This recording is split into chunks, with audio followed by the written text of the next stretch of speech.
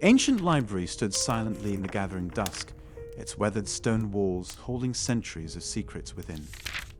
Evelyn Hawthorne's fingers traced the leather-bound spine of yet another tome, her eyes heavy from hours of research.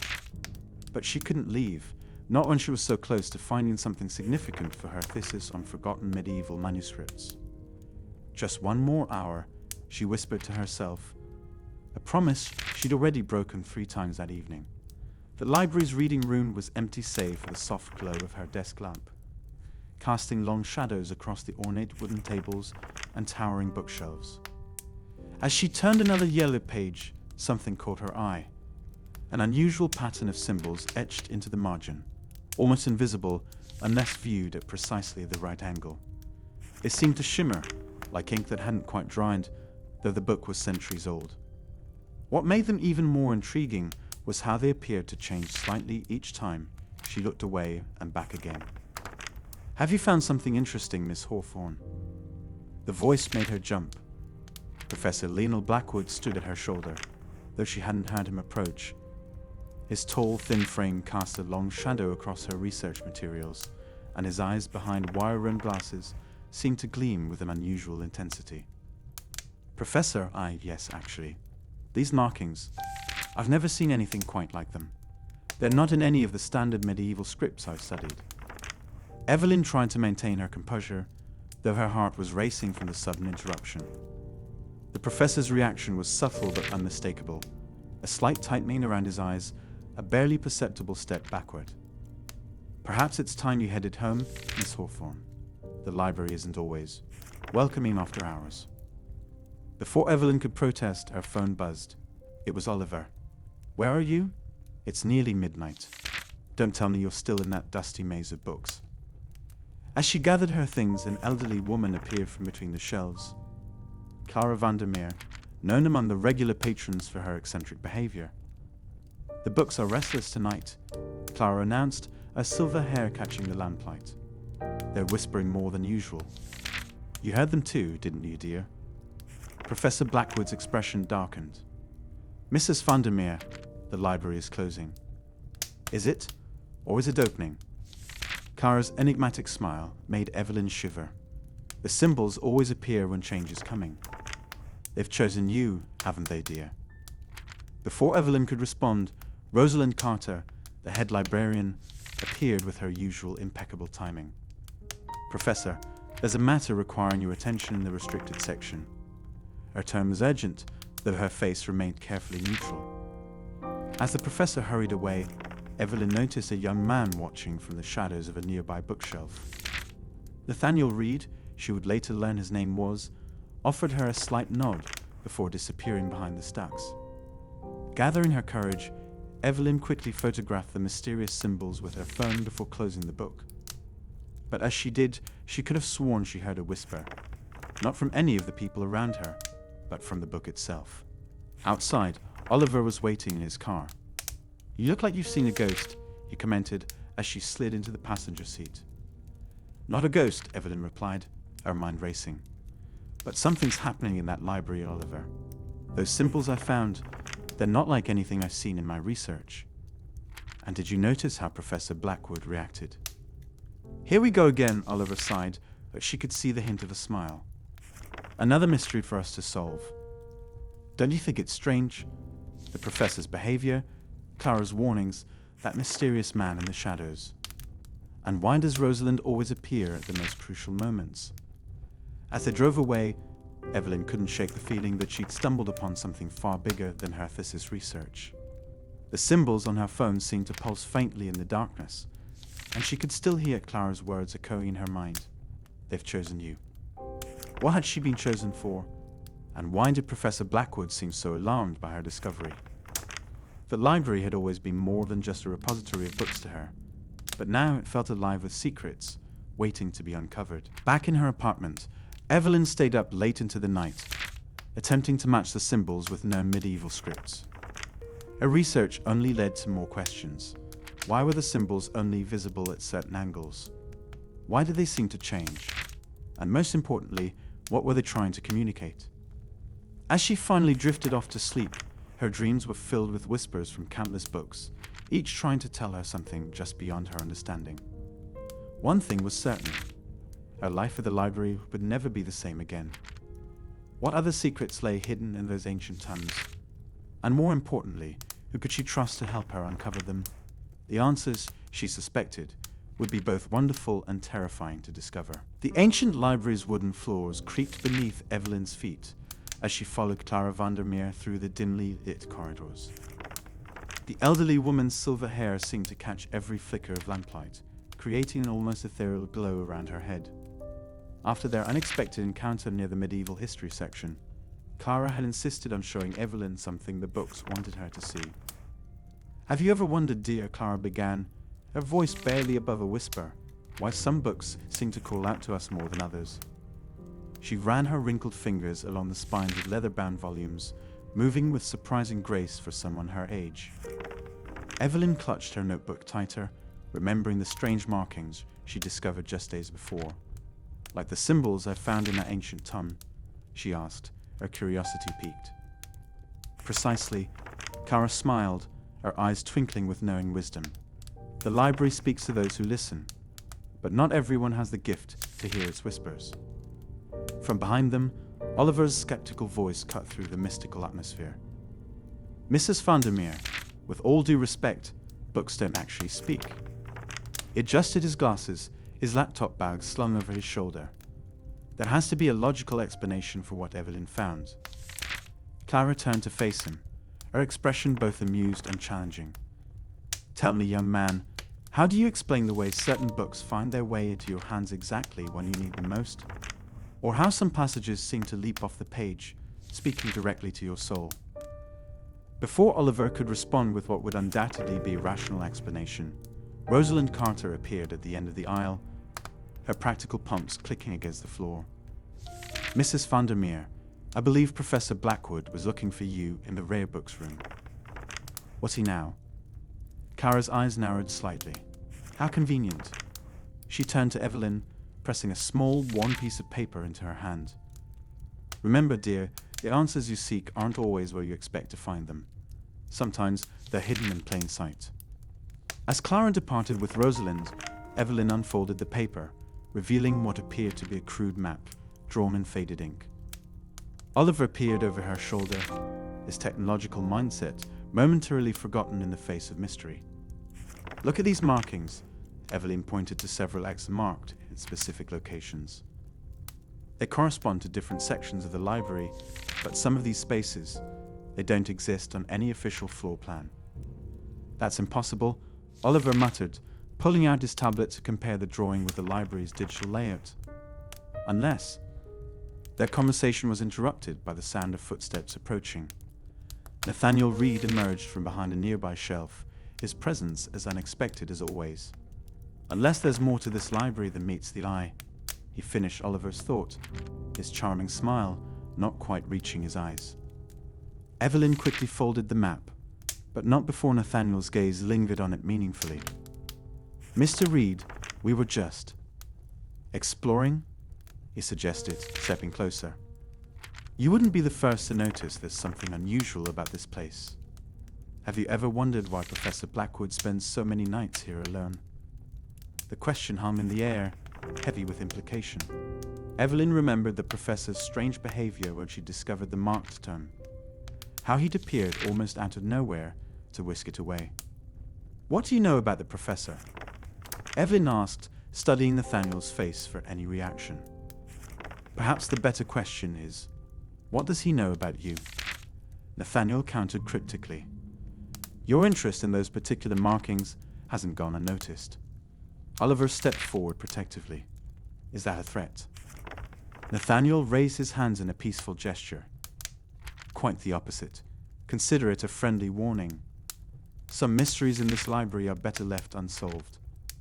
With that, he disappeared into the shadows of the stacks, leaving Evelyn and Oliver with more questions than answers. "We need to decode this map," Evelyn declared, her determination growing stronger.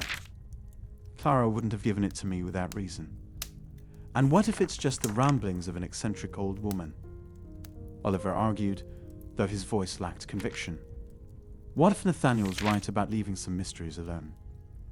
Evelyn pulled out her phone, checking the time. The library closes in an hour. Meet me back here at midnight. Midnight? Oliver's eyes widened. That's breaking about a dozen university regulations. Since when has that stopped us? Evelyn smiled, already forming a plan. Besides, don't you want to know what Professor Blackwood does here after hours? Why these passages aren't on any official maps? Oliver sighed, knowing he'd already lost the argument. Fine, but we're bringing my infrared camera and motion sensors. If we're going to break in, we might as well do it properly. As they parted ways to prepare for their midnight adventure, Evelyn couldn't shake the feeling that they were being watched. Between the shelves, shadows seemed to move of their own accord, and the whispers she'd been hearing since finding the marked Turnbrew ladder. What secrets would the midnight hours reveal? And more importantly, were they ready to face what they might discover in the hidden passages of this ancient library? As Evelyn clutched Clara's map tighter, she couldn't help but wonder if she was about to uncover something that would change everything she thought she knew about history, reality, and the power of written words. The morning sun filtered through the library's stained glass windows, casting prismatic patterns across the worn wooden floors as Evelyn traced her finger along the spines of ancient books. Her mind still buzzed with Clara's cryptic revelations from the previous night. Could there really be hidden passages within these walls?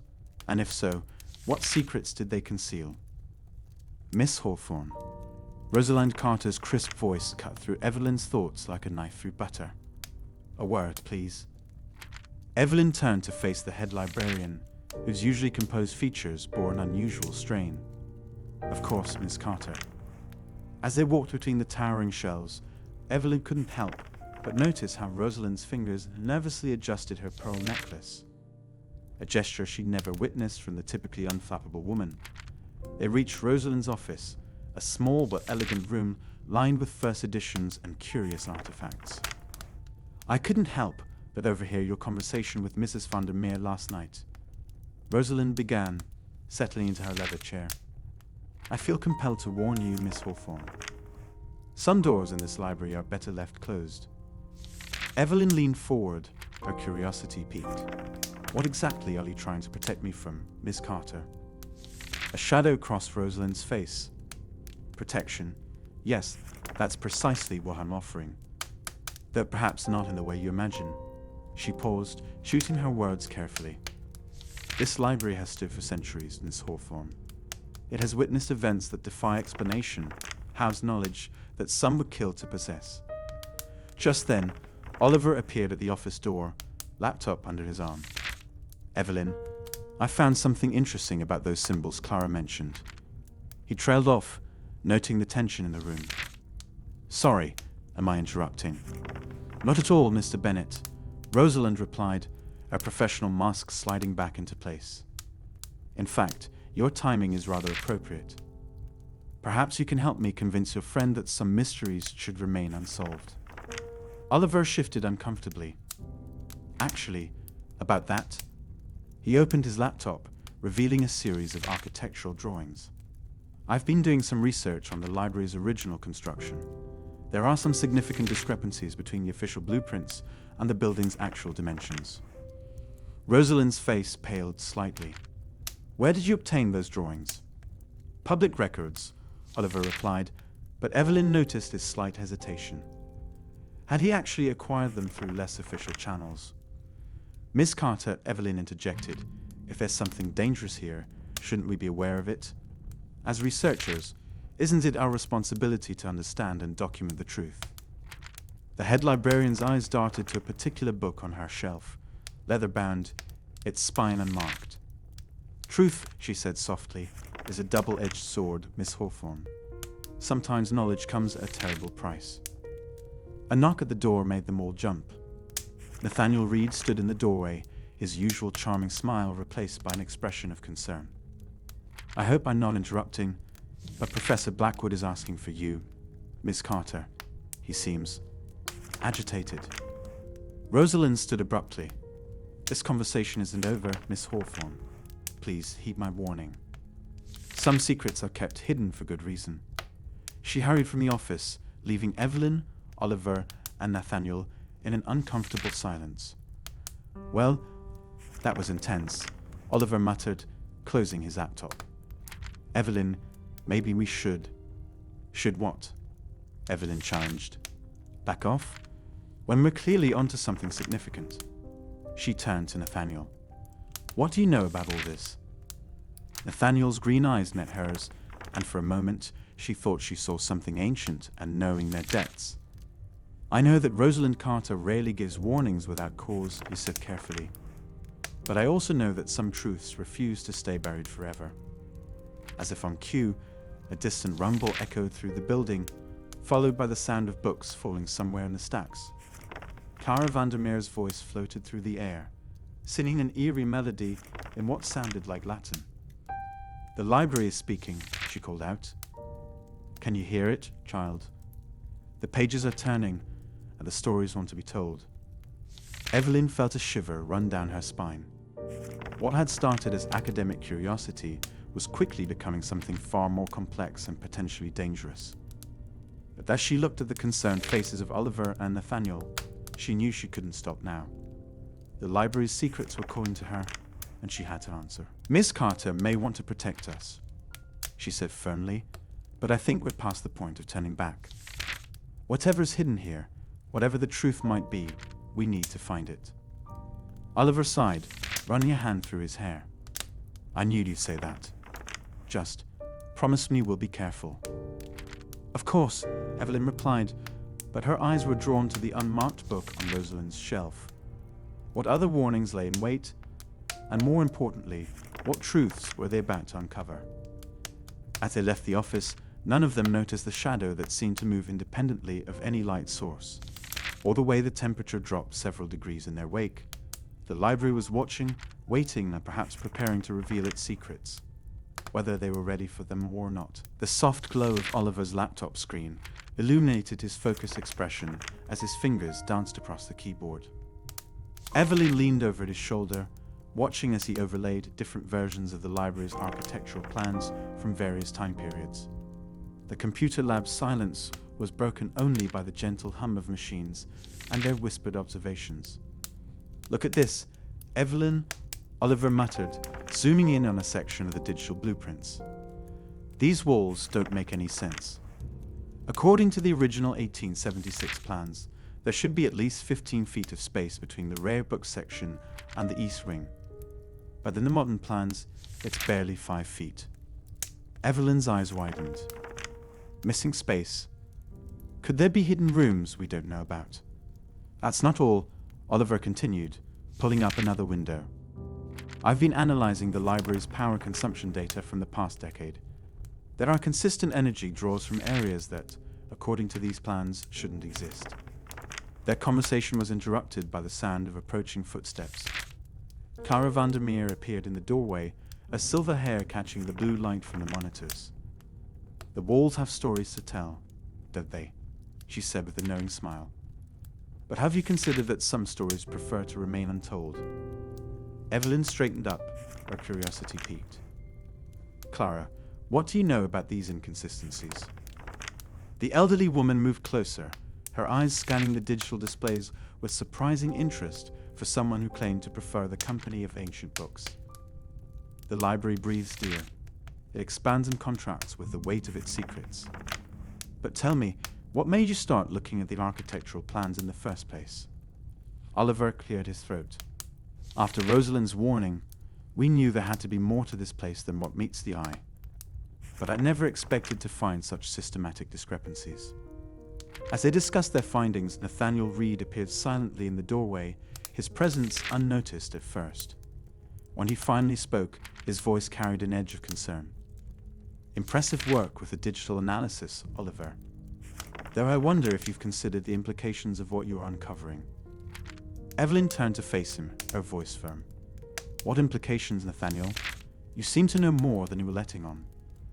Before he could respond, Professor Blackwood's voice echoed from the hallway. Miss Hawthorne, a moment of your time. The professor stood in the shadows, his expression unreadable. Oliver quickly saved his findings to a secure drive. Evelyn, look at this one last thing, he said, pulling up a final diagram. The energy signatures, they're not random. They form a pattern, almost like. Like what? Evelyn pressed, aware of the professor's impatient presence. Like a heartbeat, Oliver whispered. The library's power fluctuations pulse in a rhythm that matches a human heartbeat. Clara's eyes sparkled with recognition. Now you're beginning to understand. The library isn't just a collection of books and rooms. It's alive in its own way.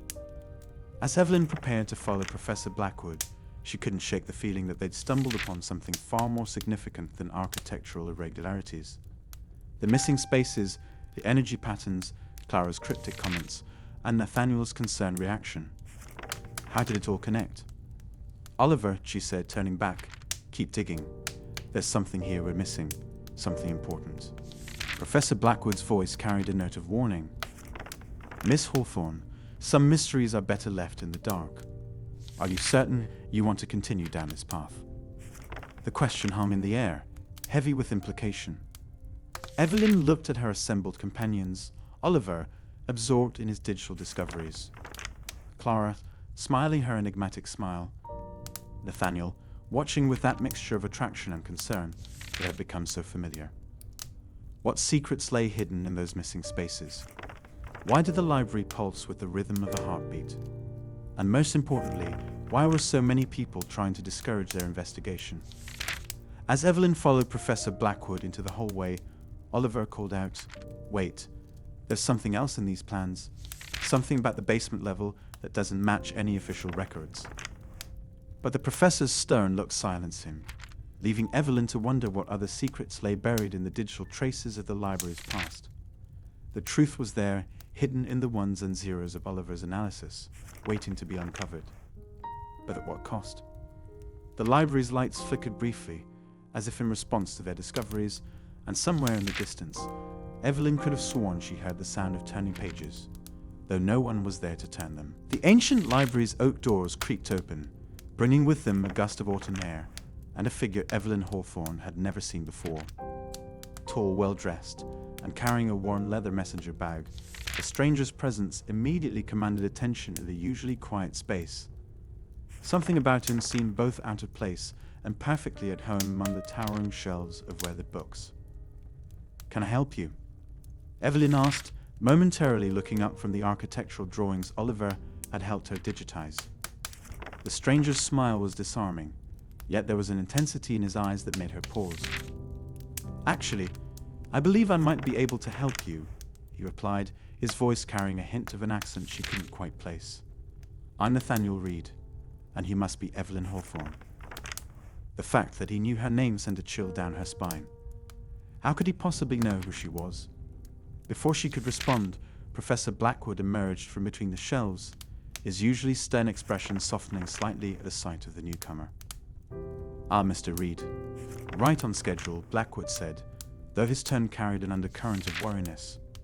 "I see you've met Miss Hawthorne." Oliver, who had been working nearby, immediately tensed up. He shot Evelyn a concerned look, his hands hovering over his laptop keyboard. "Schedule," he mouthed silently to Evelyn, who could only shrug in response.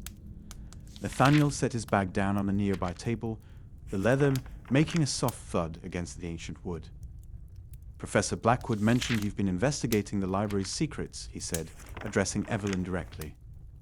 "I must say, your research methods are impressive." Clara Vandermeer, who had been quietly reading in her usual corner, suddenly looked up, her eyes wide with recognition. "The Wanderer returns," she whispered, loud enough for everyone to hear. "The books have been whispering about you." Rosalind Carter, who had been organizing cards at her desk, stopped mid-motion, her usually composed demeanor showing a crack of concern. The head librarian exchanged a meaningful glance with Professor Blackwood, a silent conversation passing between them. "Mr. Reed is a specialist in architectural history," Professor Blackwood explained, though his words seemed carefully chosen. "He's here to assist with some of our more unique challenges." Evelyn couldn't shake the feeling that there was more to this introduction than met the eye. "What kind of specialist exactly?" she asked, her academic curiosity winning over her initial caution. "And how do you know about my research?" Nathaniel pulled out a chair and sat down, his movements fluid and deliberate. Let's just say I have a particular interest in buildings that hold more than just books. Your recent discoveries about the library's unusual design patterns caught my attention. Oliver closed his laptop with a snap. Caught your attention how? We haven't published anything about our findings. His voice carried a defensive edge that Evelyn rarely heard from her usually easygoing friend. The academic world has its own whisper network, Mr. Bennett, Nathaniel replied smoothly, just as this library has its own way of calling to those who understand its significance. Clara nodded vigorously from her corner. The books know, she insisted. They always know who belongs here. Rosalind stepped forward, her practical nature asserting itself. Perhaps we should all take a moment to clarify exactly what's happening here. Mr. Reed, while we appreciate your offer of assistance, you must understand our caution. Nathaniel reached into his bag and pulled out a folder filled with yellow papers. Of course. Allow me to share something that might help explain my presence here. He spread the papers across the table, revealing detailed drawings that looked remarkably similar to the ones Oliver had recently uncovered in their digital search. Evelyn leaned forward, her breath catching in her throat. The drawings showed sections of the library she and Oliver hadn't yet mapped, including what appeared to be a network of passages that extended far beyond the building's visible boundaries. "How'd you get these?" she asked, unable to mask her excitement despite her lingering suspicion. "That's a rather long story," Nathaniel replied, his eyes meeting hers with an intensity that made her wonder if she was ready for the answer. "The question is, are you prepared to hear it? Because once you understand what these drawings really mean, there's no going back to seeing this library as just a collection of books and stone." Professor Blackwood cleared his throat. "Perhaps we should continue this discussion in my office," he suggested, though his tone made it sound more like a command than a request. As they gathered their materials to follow the professor, Evelyn couldn't help but notice how Nathaniel's presence had shifted the very atmosphere of the library. The air felt charged with possibility, but also with danger. What did he know about the library's secrets? And more importantly, why had he chosen this moment to appear? Oliver caught up with her as they walked, whispering, "I don't trust him. This is too convenient." "I know," Evelyn whispered back. "But what if he has the answers we've been looking for?" Ahead of them, Nathaniel turned slightly, as if he had heard their exchange, a slight smile playing at the corners of his mouth. The afternoon sun streaming through the library's stained glass windows cast mysterious shadows across his face, making Evelyn wonder if they were about to unlock the library's greatest secrets or walk into its most dangerous trap. What mysteries did Nathaniel Reed's drawings hold? And more importantly, what was his true connection to this ancient building that seemed to hold more questions than answers with each passing day? The ancient wooden floorboards creaked beneath Evelyn's feet as she made her way through the dimly lit restricted section of the library. The brass lamp in her hand cast dancing shadows on the towering shelves, making the leather-bound volumes seem almost alive in the flickering light. She couldn't shake the feeling that something was different tonight. The air felt heavier, charged with an inexplicable energy. "I know I saw something move," Evelyn whispered to herself, recalling the strange shadow that had darted between the shelves moments earlier.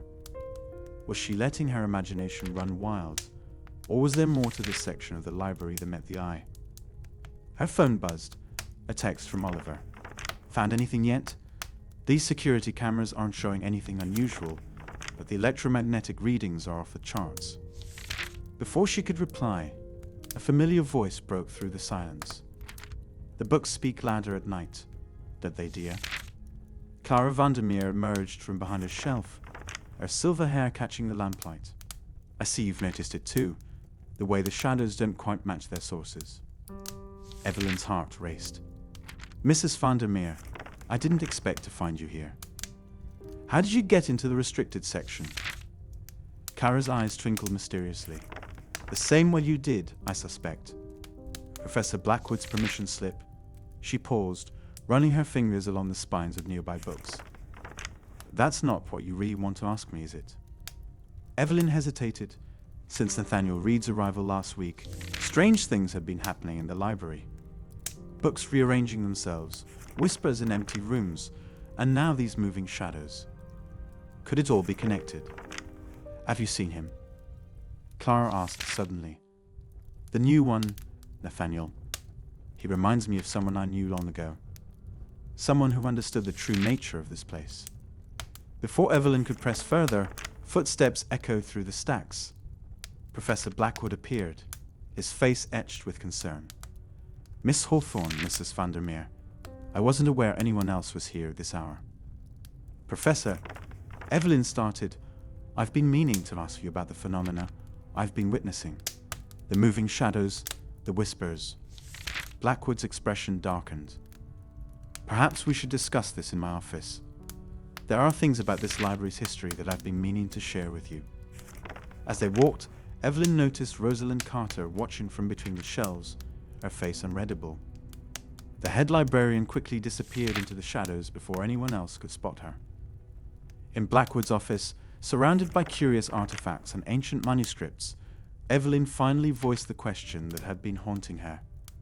Professor, what exactly is happening in this library? Blackwood settled into his leather chair, looking older than Evelyn had ever seen him. Miss Hawthorne, what do you know about liminal spaces? Places where the boundaries between different realms of existence become permeable? A knock at the door interrupted them. Nathaniel Reed stood in the doorway, his usual charming smile replaced by an expression of urgency. I apologize for the intrusion, Professor, but it's happening again. The Codex is responding. Evelyn watched as both men exchanged meaningful looks. What Codex? What's happening again? She demanded. The very thing you've been researching, Miss Hawthorne, Nathaniel replied. The phenomenon you've been witnessing isn't just supernatural. It's a manifestation of something far more significant. The library isn't just storing knowledge, it's protecting it. Oliver's voice crackled through Evelyn's phone, still connected from earlier. Ev, you need to see this. The cameras are picking up something strange in the main reading room. It's like the books are glowing. As if on cue, the lights flickered throughout the building. Evelyn could hear Clara's voice floating through the corridors, singing an unfamiliar melody that seemed to make the very air vibrate. We've kept this secret for generations, Professor Blackwood said gravely. But perhaps it's time. Miss Hawthorne, would you like to know why this library was really built? Why are certain books kept under lock and key? Why is some knowledge deemed too dangerous for the general public? Evelyn looked between Blackwood and Nathaniel, then at the strange shadows still dancing on the walls. Was she ready for the truth? What would it mean for her research, her understanding of history, and everything she thought she knew about reality itself? The answer seemed to whisper from the very walls of the library. Some questions, once asked, can never be unasked. Some knowledge, once gained, can never be unknown. As the shadows continued their ethereal dance around them, Evelyn realized she stood at a crossroads, between the world she knew and one she never imagined could exist. What secrets did the ancient library truly hold? And more importantly, was she prepared for the consequences of uncovering them? The autumn wind whistled through the library's ancient corridors as Evelyn found herself drawn to the familiar sound of Clara Vandermeer's shuffling footsteps. After witnessing the inexplicable events in the restricted section the previous night, she needed answers, and somehow she knew Clara would be the one to provide them. You've seen them now, haven't you, dear? Clara's voice carried across the empty reading room before Evelyn could even announce her presence. The shadows that danced between the pages, the whispers that echoed through time. Evelyn's heart raced as she approached the elderly woman, who sat surrounded by open books, their pages fluttering without any apparent breeze. Clara, how did you know about what happened last night? The library speaks to those who listen, Clara replied, her eyes twinkling with an otherworldly knowledge.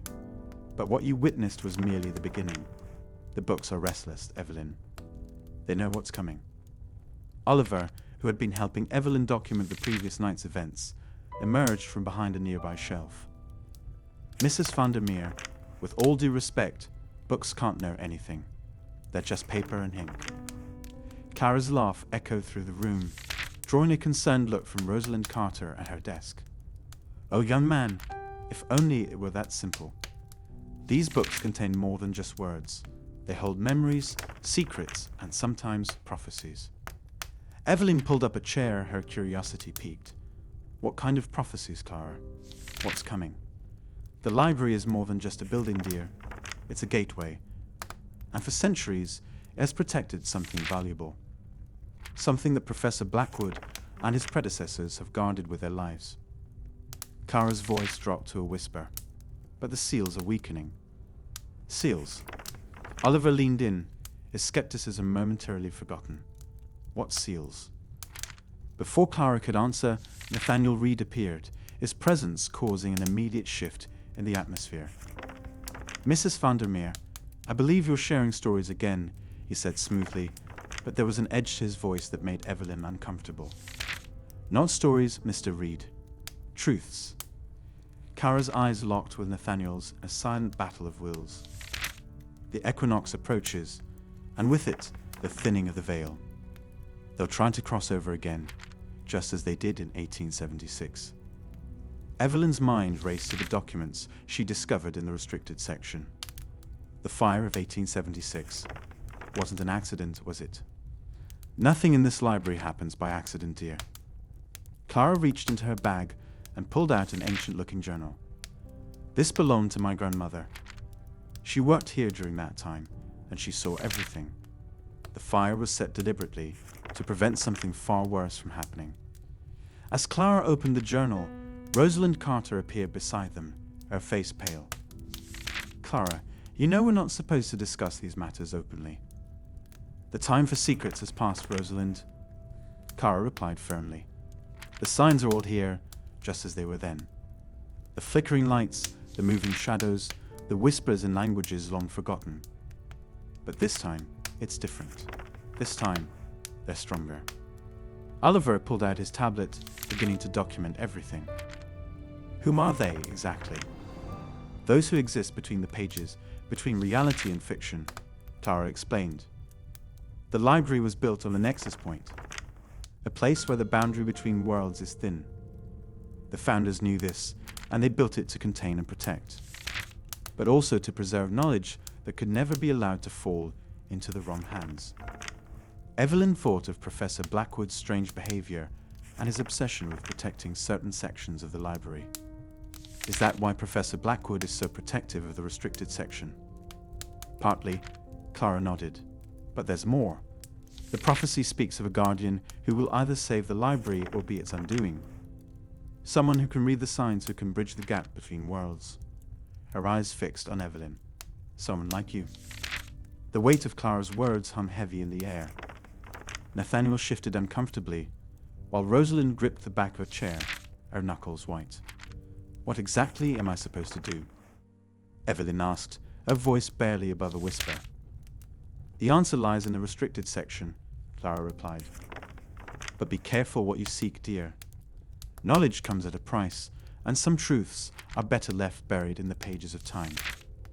As if on cue, the lights in the library flickered, and a cold breeze swept through the room, causing the pages of Clara's grandmother's journal to flutter rapidly before settling on a page filled with strange symbols. We have 3 days until the equinox, Clara announced, her voice carrying an urgency that sent chills down Evelyn's spine.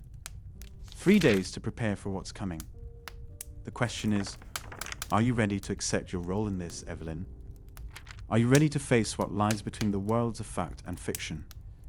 The question hung in the air, unanswered, as the library's ancient clock struck 3, its chimes echoing through the corridors like a warning. Evelyn looked at Oliver, who nodded slightly, then at Nathaniel, whose expression remained unreadable. Whatever was coming, whatever role she was meant to play, one thing was certain. The library's secrets were about to be unveiled, and nothing would ever be the same again. But what mysteries lay hidden in those restricted sections?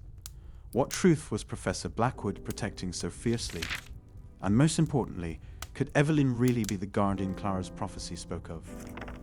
As darkness fell outside the library's windows, these questions echoed in Evelyn's mind, along with Clara's warning about the price of knowledge. The next 3 days would determine not just her fate, but the fate of worlds she was only beginning to understand existed. The autumn rain drummed steadily against the library's Gothic windows as Evelyn Hawthorne stood before Professor Blackwood's study door, her heart pounding in her chest. The brass doorknob felt cold beneath her trembling fingers. Clara's prophecy from the previous week still echoed in her mind. When the Guardian's secrets unravel, the veil between worlds will grow thin. Are you sure about this? Oliver Bennett whispered, his laptop tucked under his arm. Breaking into the professor's private study seems a bit extreme, even for you, Evelyn. Evelyn took a deep breath, remembering Clara's words about the urgency of their mission. After what Clara told us about the library's impending danger, we don't have much choice. Besides, technically, we're not breaking in. She held up the ancient brass key Rosalind had discreetly slipped her earlier that morning, with only a cryptic warning to use it wisely. The lock clicked open with a sound that seemed to reverberate through the empty corridor. As they stepped inside, the musty scent of old leather and parchment enveloped them. Oliver immediately set up his laptop on a corner desk, the blue glow of the screen casting eerie shadows on the book-lined walls. "Look at this," Evelyn breathed, approaching a massive corkboard that dominated one wall. It was covered with yellowed newspaper clippings, photographs, and documents connected by red strings, forming an intricate web of information. It's like something out of a conspiracy theorist's dream. "Or nightmare," Oliver muttered, typing rapidly on his keyboard. Some of these documents date back centuries. How did the professor collect all this? As Evelyn traced the connections with her finger, a pattern began to emerge. The articles and photographs all seemed to reference an ancient society known as the Custodians of Knowledge. "Oliver, can you search for any mentions of this group in the library's database?" While Oliver worked, Evelyn noticed a leather-bound journal partially hidden beneath a stack of papers. Opening it carefully, she recognized Professor Blackwood's precise handwriting. The entries detailed his research into the Custodians, a secret organization that had apparently protected powerful knowledge throughout history.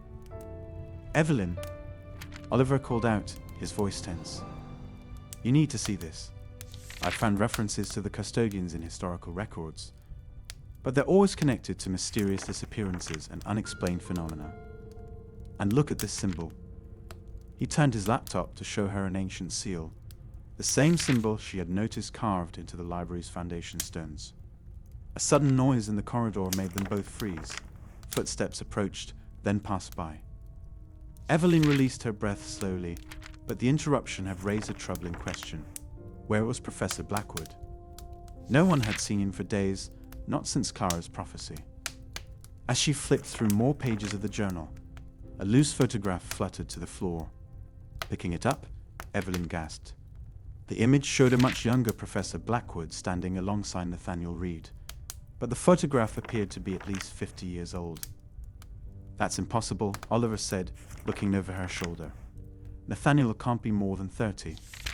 This has to be his father or grandfather." But Evelyn remembered the strange way Nathaniel had looked at her when they first met.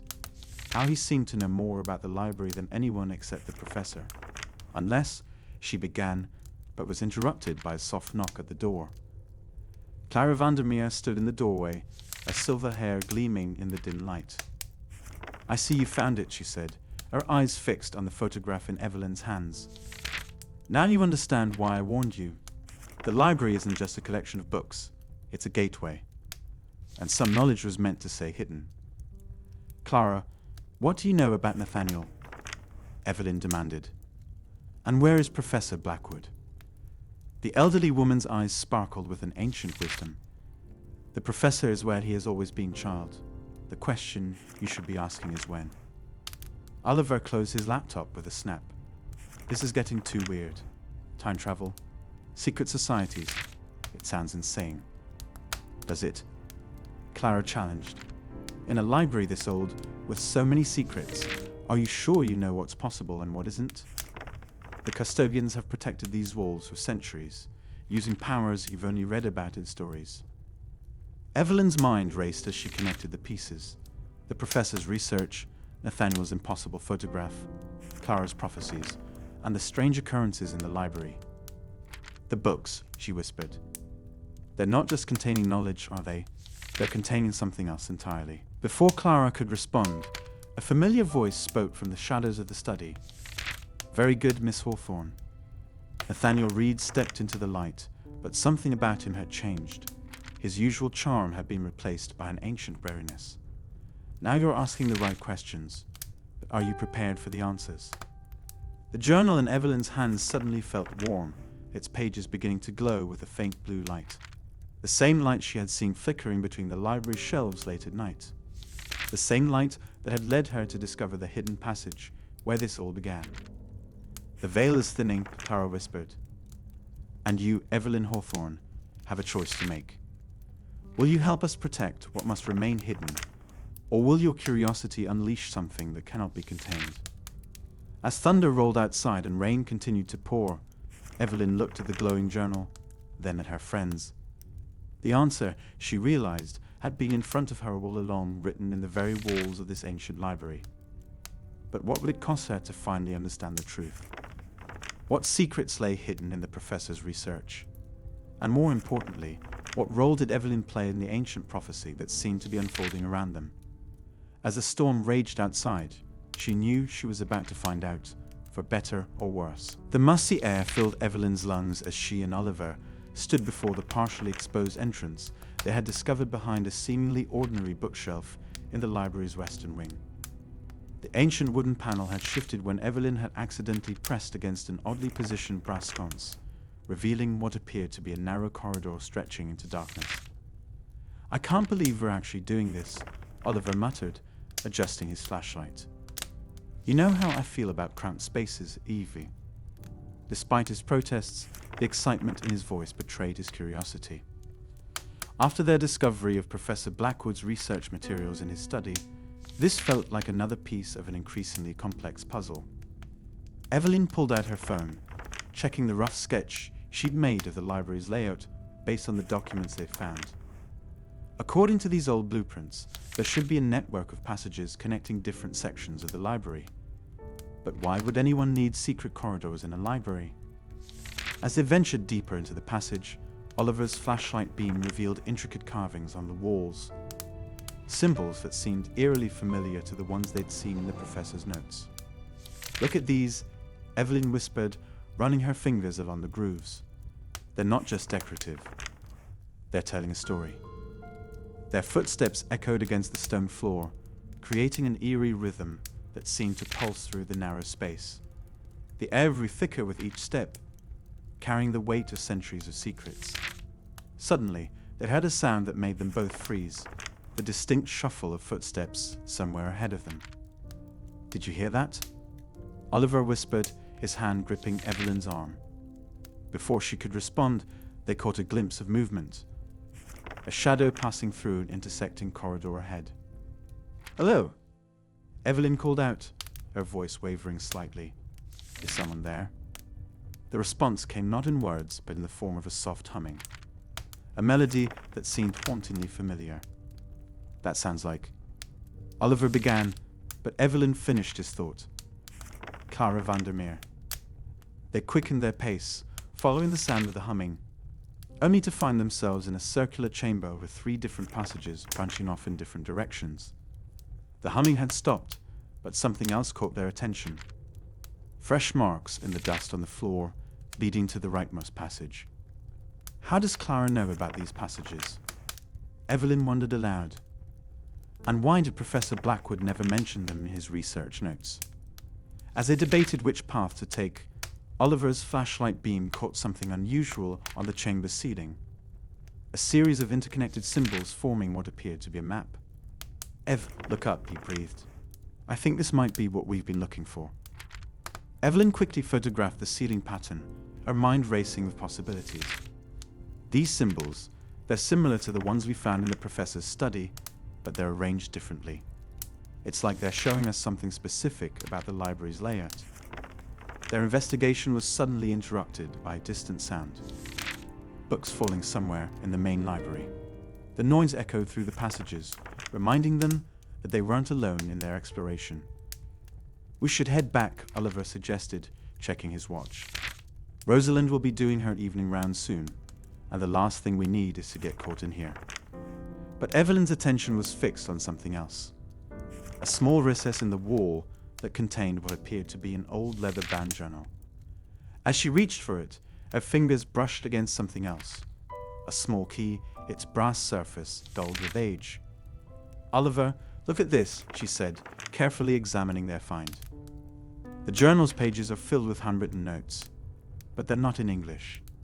And this key, it has the same symbols we've been seeing everywhere.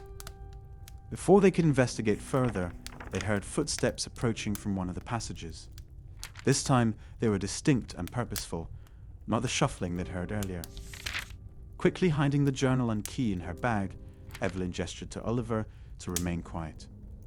The footsteps grew closer, and just as they prepared to face whoever was approaching, a familiar voice called out, "I wondered how long it would take you to find these passages, Miss Hawthorne." Nathaniel Reed stepped into the chamber, his usual enigmatic smile playing across his face. "Though, I must admit, you've discovered them sooner than I expected." The revelation of Nathaniel's presence in the secret passages raised more questions than answers. How did he know about them? What was his connection to the library's mysteries? And most importantly, what did he know about the symbols that seemed to be leading them deeper into the library's secrets? As they stood there in the dimly lit chamber, Evelyn couldn't shake the feeling that they were standing on the threshold of something much bigger than they had initially imagined. The hidden passages weren't just architectural curiosities. They were pathways to understanding the true nature of the library and its guardians. But what awaited them beyond these ancient corridors? And why did everyone connected to the library seem to be playing their own mysterious part in this unfolding drama? The answers, Evelyn suspected, lay somewhere within these walls, waiting to be discovered. But at what cost would these secrets be revealed? The ancient grandfather clock in the library's main hall struck midnight, its deep resonant chimes echoing through the empty corridors. Evelyn Hawthorne pressed herself against the weathered oak bookshelf, her heart thundering in her chest. She hadn't planned to be in the library this late, but Clara Vandermeer's cryptic warning earlier that day had been impossible to ignore. When the moon reaches its peak, they'll gather where the shadows speak. Clara had whispered, her aged hands trembling as she gripped Evelyn's wrist. "You must see it for yourself, dear. The truth you seek lies in their midnight council." Oliver Bennett crouched beside Evelyn, his laptop quietly humming as he monitored the security feeds he'd managed to hack into. "I still think this is a terrible idea," he muttered, his fingers dancing across the keyboard. "Breaking into the library after hours? We could get expelled for this." "Share." Evelyn pressed a finger to her lips as footsteps echoed from the direction of the rare books section. Through the gap between the shelves, she watched as Professor Blackwood emerged from the shadows, his usually pristine appearance somewhat disheveled. The professor's face bore an expression she'd never seen before, a mixture of fear and determination. But what happened next made Evelyn's blood run cold. Nathaniel Reed, the charming newcomer who'd been flirting with her for weeks, stepped out from another corridor. Gone was his easy smile and casual demeanor, replaced by an intensity that transformed his entire bearing. How many secrets was this man hiding? "Have you secured it?" Nathaniel's voice carried across the space, barely above a whisper, but clear in the midnight silence. Professor Blackwood nodded grimly. "It's where it needs to be, but we're running out of time. The alignment approaches, and if we don't..." "If you don't what, gentlemen?" The new voice belonged to Rosalind Carter, the head librarian, who emerged from behind a different shelf. Evelyn had to stifle a gasp. Miss Carter's usually practical appearance had been replaced by what could only be described as ceremonial robes, deep purple with silver threading that seemed to catch non-existent light. Oliver's hand gripped Evelyn's arm. "Are you seeing this?" he whispered. "The security feeds are going crazy. Look." He tilted his screen, showing static-filled images that flickered and distorted whenever the gathered group moved. More figures began to emerge from the shadows, each wearing similar robes to Miss Carter's. Evelyn counted 7 in total, forming a circle in the center of the room. Among them, she recognized Clara Vandermeer, who suddenly appeared more lucid and commanding than Evelyn had ever seen her. "The seals are weakening," Clara announced, at a voice carrying an authority that seemed to command even Professor Blackwood's attention. "The knowledge we've guarded for centuries threatens to spill into unprepared minds. The barriers between what should be known and what must remain hidden are growing thin." Nathaniel stepped forward. Then perhaps it's time we considered a different approach. The world is changing. Knowledge can't be contained as it once was. Maybe we should. You forget your place, Reed, Professor Blackwood interrupted sharply. We are the custodians of knowledge, not its distributors. Some truths are too dangerous to be freely shared. Evelyn leaned forward, straining to hear more, but Oliver's laptop suddenly emitted a high-pitched whine. The gathered group froze, heads turning toward their hiding place. We have uninvited guests. Miss Carter's voice cut through the silence like a blade. Evelyn's mind raced. Should they run? Try to explain? But before she could decide, Clara Vandermeer spoke again. Let them come forward. The girl at least was meant to find us. Why else would the library have led her to the hidden passages? Trembling, Evelyn stood, pulling a reluctant Oliver with her. As they stepped into the light, she noticed something extraordinary.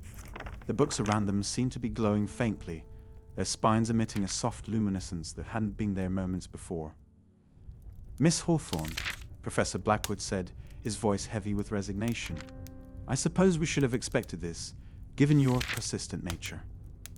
What is all this? Evelyn asked, gesturing to the robed figures. What are you protecting? And what did you mean about seals and barriers?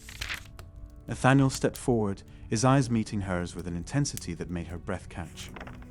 Perhaps the better question, Evelyn, is whether you're ready to learn the truth about what this library really is, about what knowledge truly means, and the price it demands from its guardians. The gathered figures exchanged meaningful looks, and Miss Carter nodded slowly. Well, it seems we have no choice now. But remember, Miss Hawthorne, Oliver, some questions once answered can never be unknown. Are you certain you want to proceed? As Evelyn stood there, surrounded by the midnight gathering of secret keepers and knowledge guardians, she realized she stood at a crossroads. Behind her lay the comfortable world of academic theory and historical certainty. Ahead stretched something far more mysterious and dangerous, but potentially more meaningful than anything she'd encountered before. What secrets did this ancient library truly hold? And more importantly, was she ready to become part of whatever this group was protecting? As the clock struck midnight, Evelyn took a deep breath, knowing her answer would change everything. The ancient library stood silent in the gathering dusk, its weathered stones holding centuries of secrets within their embrace.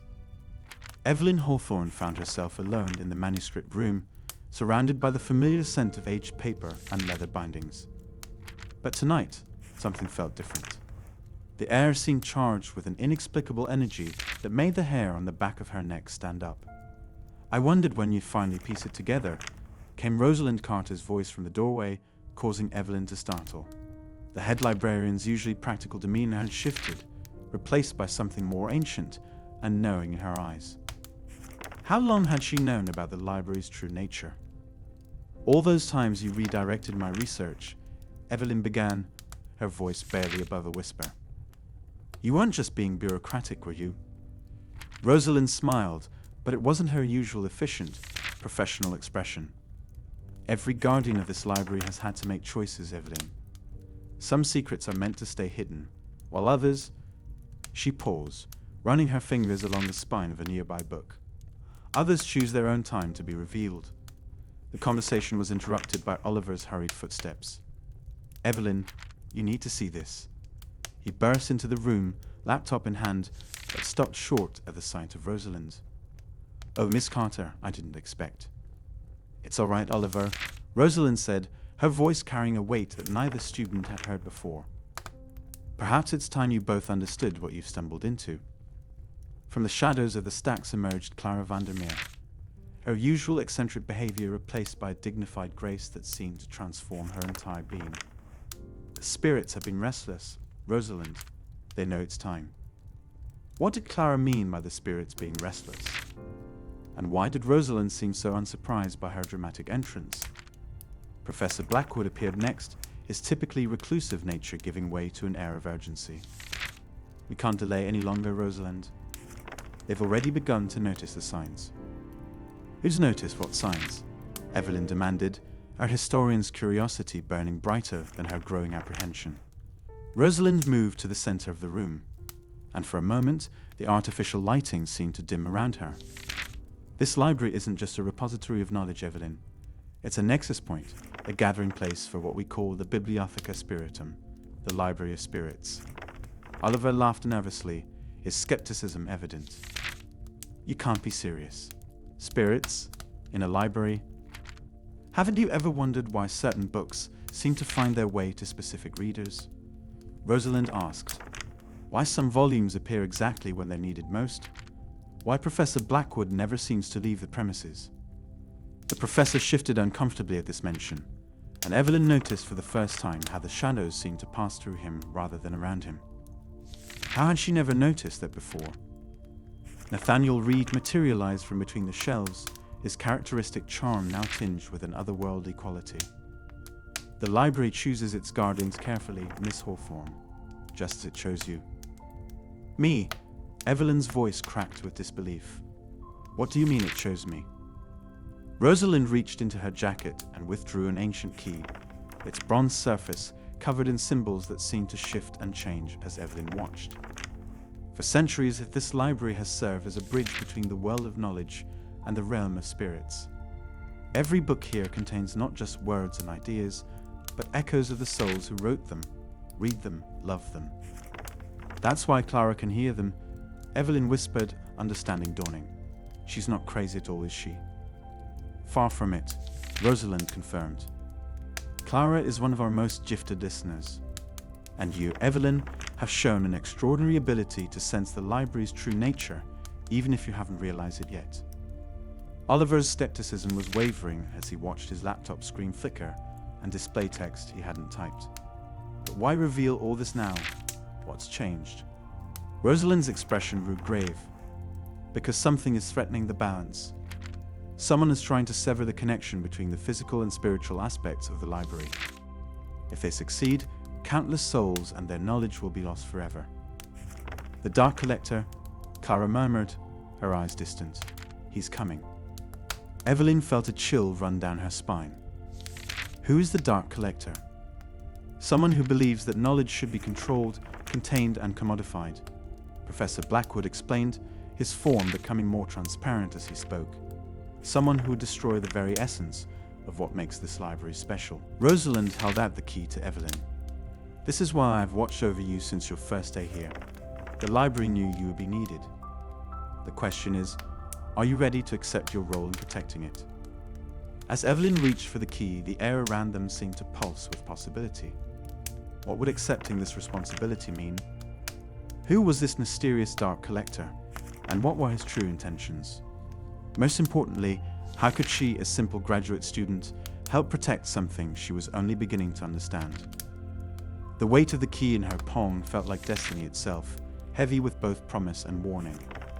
Rosalind's secret had opened a door that could never be closed again. And as Evelyn looked around at the extraordinary gathering in the manuscript room, she knew her life would never be the same. But was she truly ready for what lay ahead? The gentle hum of Oliver's sophisticated equipment filled the otherwise silent library chamber. Evelyn watched as her friend's brow furrowed in concentration, his eyes fixed on the flickering screen of his custom-built electromagnetic field detector. The device, a marriage of modern technology and Oliver's innovative engineering, had been picking up unusual readings all morning. This doesn't make any sense, Oliver muttered, tapping the screen with his index finger. The energy signatures I'm detecting, they're unlike anything I've ever seen before. He looked up at Evelyn, his usual skepticism giving way to genuine bewilderment. It's as if the library itself is alive. Evelyn felt a shiver run down her spine. After their recent discovery about Rosalind's role as more than just a head librarian, everything they thought they knew about the library seemed to be shifting beneath their feet. What exactly are you seeing, Oliver? Before he could answer, Clara Vandermeer appeared from behind a nearby bookshelf, her silver hair catching the light streaming through the stained glass windows. The books are singing today, she announced with her characteristic dreamy smile. They're particularly vocal when the veil grows thin. Oliver rolled his eyes, but Evelyn noticed how his equipment's readings spiked dramatically as Clara approached. Mrs. Vandermeer, what do you mean by the veil? My dear, haven't you noticed? The library exists in multiple layers of reality, Clara replied, running her fingers along the spine of an ancient tome. What your friend's machines are detecting are the echoes between these layers. Professor Blackwood's voice suddenly cut through their conversation, causing them all to jump. Miss Vandermeer speaks more truth than most would believe. The professor emerged from the shadows, his dark eyes fixed on Oliver's equipment.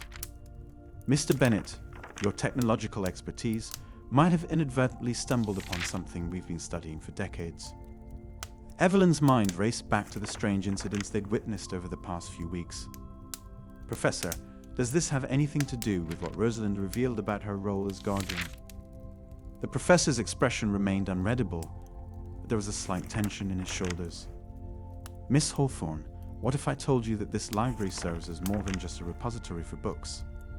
What if these energy patterns your friend is detecting are actually the library's defense mechanism? Oliver scoffed, but his fingers flew across his keyboard, recording the escalating readings. Defense against what exactly?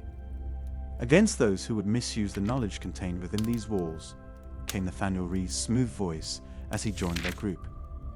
Evelyn noticed how he seemed to materialize from nowhere, a habit that had always unsettled her. The library chooses its protectors carefully, doesn't it, Professor? The tension in the air grew thick as Professor Blackwood and Nathaniel exchanged meaningful looks. Evelyn felt like she was watching a chess match where half the pieces were invisible. The digital anomalies Rosalind's voice carried from the upper level as she descended the spiral staircase are becoming more frequent because the library senses change approaching. She joined the gathering, her practical demeanor somehow making the fantastic conversation seem more grounded. Oliver, your equipment is picking up the library's pulse, its heartbeat, if you will. Oliver's skepticism finally cracked as his devices began displaying patterns that resembled neural activity. This is impossible. Buildings don't have heartbeats. Don't they? Clara smiled mysteriously. Every structure built with purpose and filled with knowledge develops its own consciousness over time. This library has simply had longer than most to evolve. Evelyn found herself drawn to one of the ancient reading tables where her research materials were spread out. Is this why certain books seem to find their way to me just when I need them? Why passages appear that I swear weren't there before? The library responds to genuine seekers of knowledge, Rosalind explained, placing a hand on one of the wooden pillars. It's been doing so for centuries, but modern technology is finally advanced enough to detect these subtle interactions. Oliver's equipment suddenly emitted a high-pitched tone, and the screens displayed a complex pattern of intersecting energy waves. These readings, they're forming some kind of pattern. Almost like what? Evelyn leaned over his shoulder, trying to make sense of the dancing lines and numbers. Like a language, Oliver whispered, his face pale. The library isn't just alive, it's trying to communicate. Professor Blackwood stepped forward, his expression grave. Now you understand why we've been so protective of this place. The question is, are you prepared for what the library might be trying to tell us? The group fell silent as Oliver's equipment continued to record the mysterious signals. Evelyn felt the weight of countless untold stories pressing in around them, and she couldn't help but wonder, what messages had this ancient building been trying to share all along?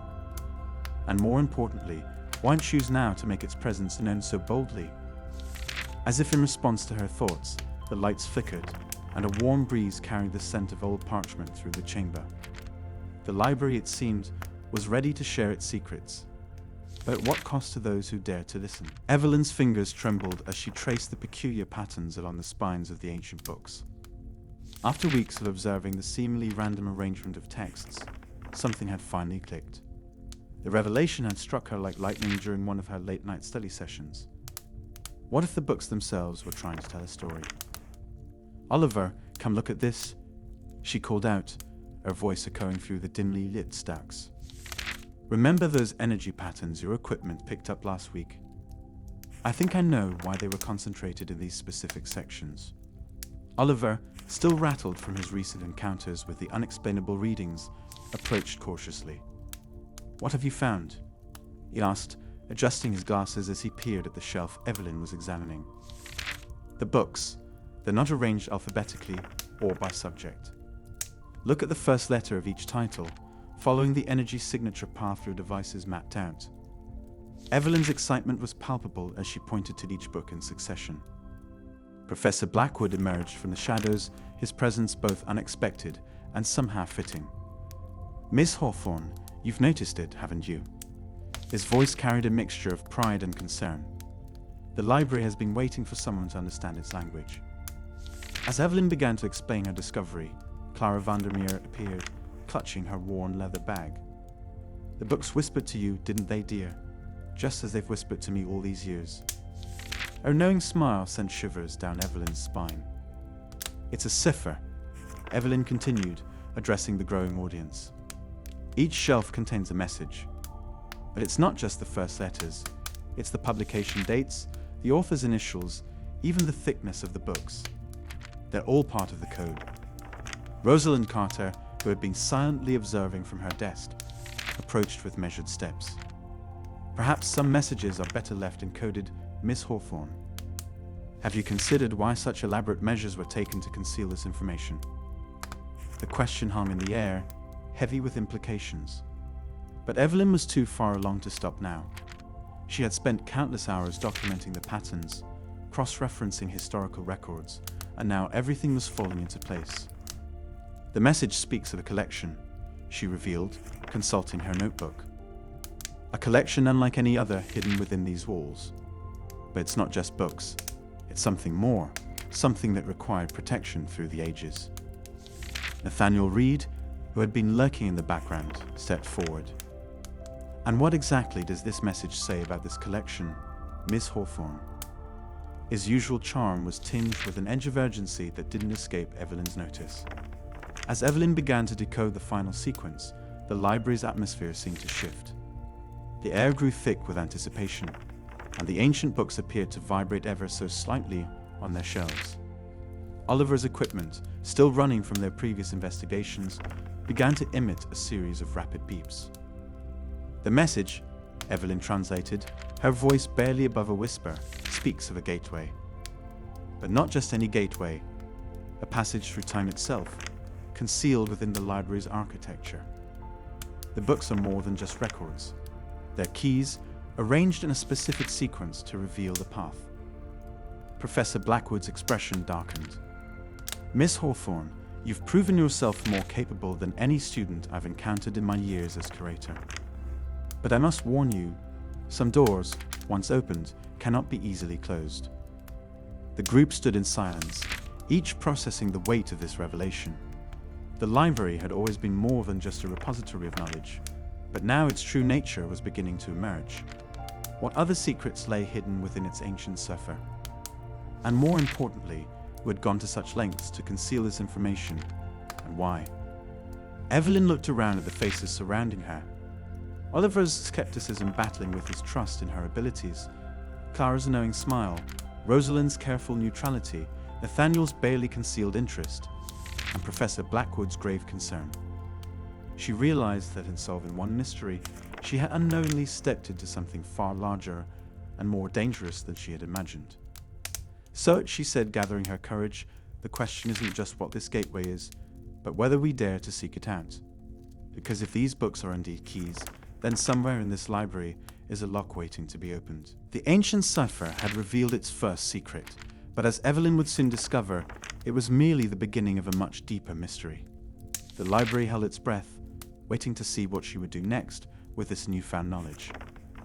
Would she heed Professor Blackwood's warning, or would her curiosity drive her to unlock the gateway, regardless of the consequences?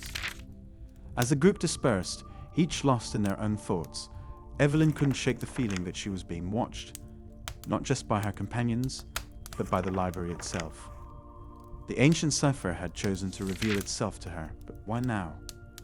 And what price would she have to pay for this knowledge? The answers to these questions would soon reveal themselves, but whether Evelyn was prepared for them remained to be seen. The library's secrets were finally beginning to unravel, one coded message at a time. The ancient library's wooden floors creaked beneath Evelyn's feet as she followed the trail of clues she had decoded from the previous day's discovery. Her mind raced with possibilities, each step bringing her closer to understanding the enigma that was Nathaniel Reed.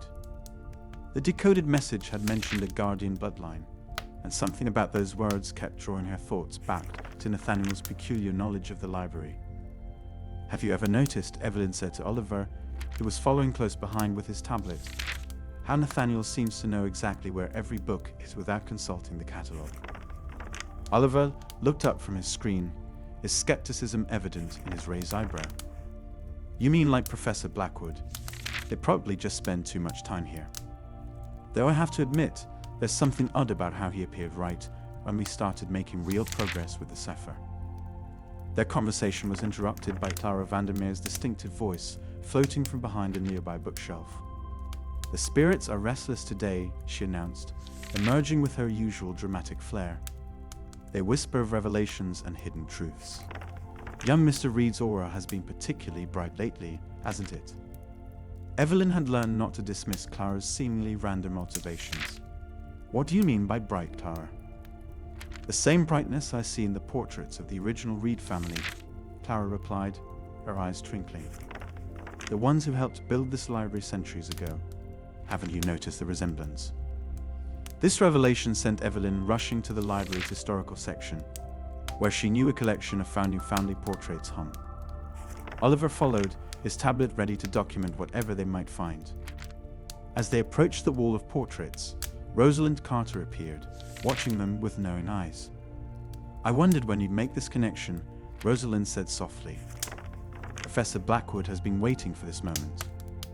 In the center of the wall hung a portrait, dated 1823, showing a man who could have been Nathaniel's twin. The nameplate read Theodore Reed, Guardian of Knowledge.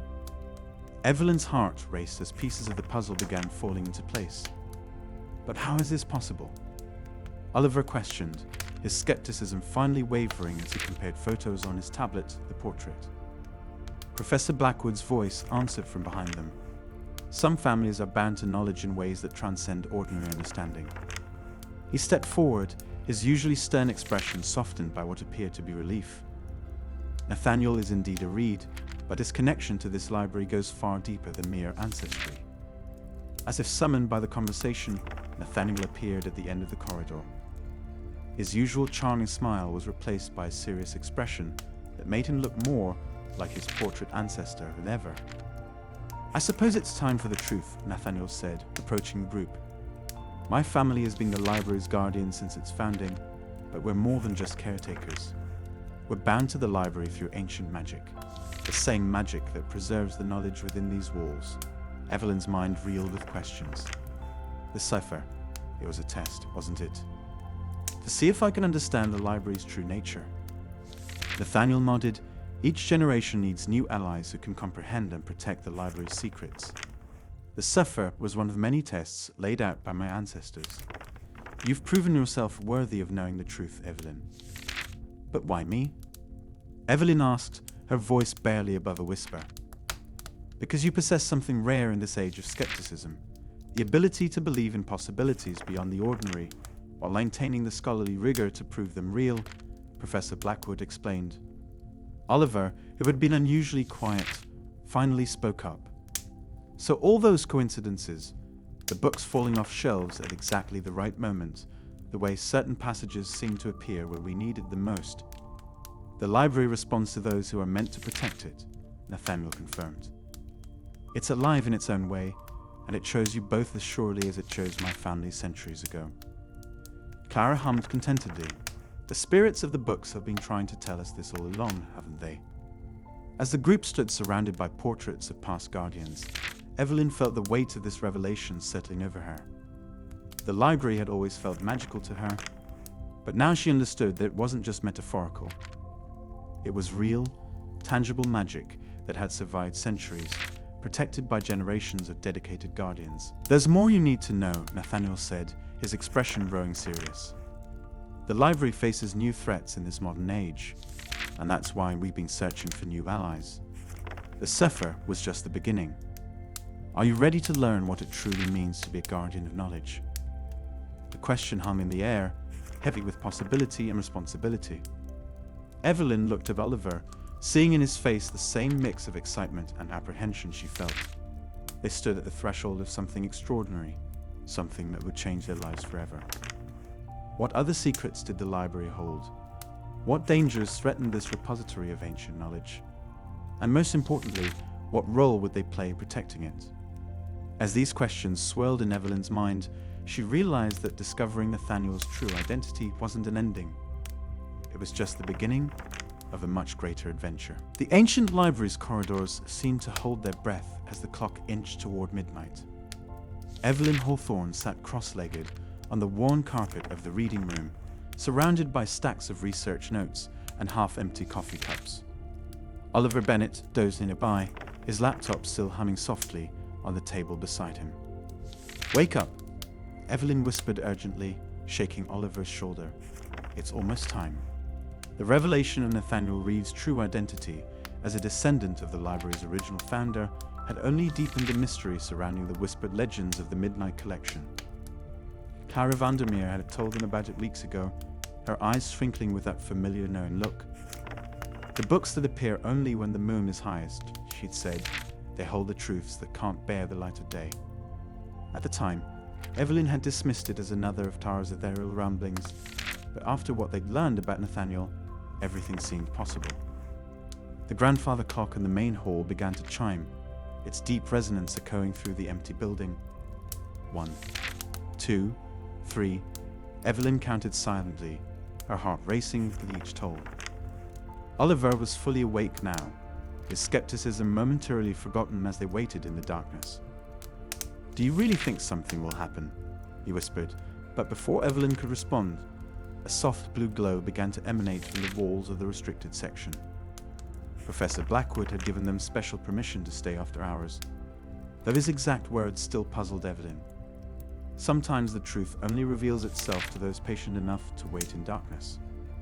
As the final stroke of midnight faded, the air seemed to shimmer, and before their astonished eyes, new shelves materialized along the walls. Books with spines of midnight blue and silver appeared, their titles gleaming in an otherworldly light. "Oliver," Evelyn breathed, "are you seeing this?" "I'm seeing it," he confirmed, already pulling out his phone to document the phenomenon, "but I'm not sure I'm believing it." They approached the newly appeared shelves cautiously. Evelyn reached out to touch one of the books, half expecting her hand to pass through it like a mirage. But the leather was solid and cool beneath her fingers, and when she pulled it from the shelf, it felt heavier than any book she'd ever held. "The Chronology of Shadows," she read aloud, her voice trembling slightly. "By Elizabeth Reed." She looked at Oliver meaningfully. "Reed, like Nathaniel. His ancestor," Oliver suggested, moving closer to examine the book. As they opened it, a letter fluttered to the floor. The handwriting was elegant but urgent. "To those who find these volumes, guard them well. The knowledge within these pages was too dangerous for the light of day, too powerful for those who would use it wrongly. We, the keepers of the Midnight Collection, have protected these truths for centuries." Rosalind Carter's voice suddenly cut through the darkness, making them both jump. "I see you found it." She stepped into the blue light, her usual practical demeanor tinged with something deeper, respect, perhaps, or reverence. "How long have you known about this?" Evelyn asked, still clutching the book. "Since I became head librarian," Rosalind replied. "But knowing about it and understanding it are two very different things. That's why we needed you, Evelyn. Both of you, actually." "What do you mean, needed us?" Oliver's technological skepticism was creeping back into his voice. "The Midnight Collection isn't just a collection of books," Rosalind explained, running her hand along the glowing spines. "It's a repository of knowledge that exists between times, between what was, what is, and what could be. But it needs new guardians, new minds to understand its purpose in each generation." Evelyn's mind was racing. Is that why Nathaniel appeared? To guide us here? Nathaniel plays his part, as his family has for generations. Rosalind nodded. "The choice to protect these books, that belongs to you now." The implications of what Rosalind was saying began to sink in. This wasn't just about historical research anymore.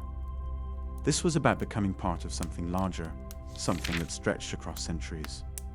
What exactly is in these books? Oliver asked, his curiosity finally overwhelming his doubt. That's what you're here to discover. Professor Blackwood's voice joined them as he emerged from the shadows. But remember, knowledge that can only exist at midnight carries both power and responsibility. Are you prepared for that? As Evelyn looked at the glowing shelves, questions tumbled through her mind. What secrets did these books hold? Why could they only appear at midnight? And most importantly, what would it mean to become their guardian? The night was young, and the Midnight Collection waited to reveal its mysteries. But one thing was certain, nothing would ever be the same after this moment. The real question was, were they ready for what they would discover in these pages that lived between one day and the next? The library's ancient grandfather clock struck 11, its deep resonance echoing through the empty halls as Evelyn found Clara Vandermeer seated in her usual corner.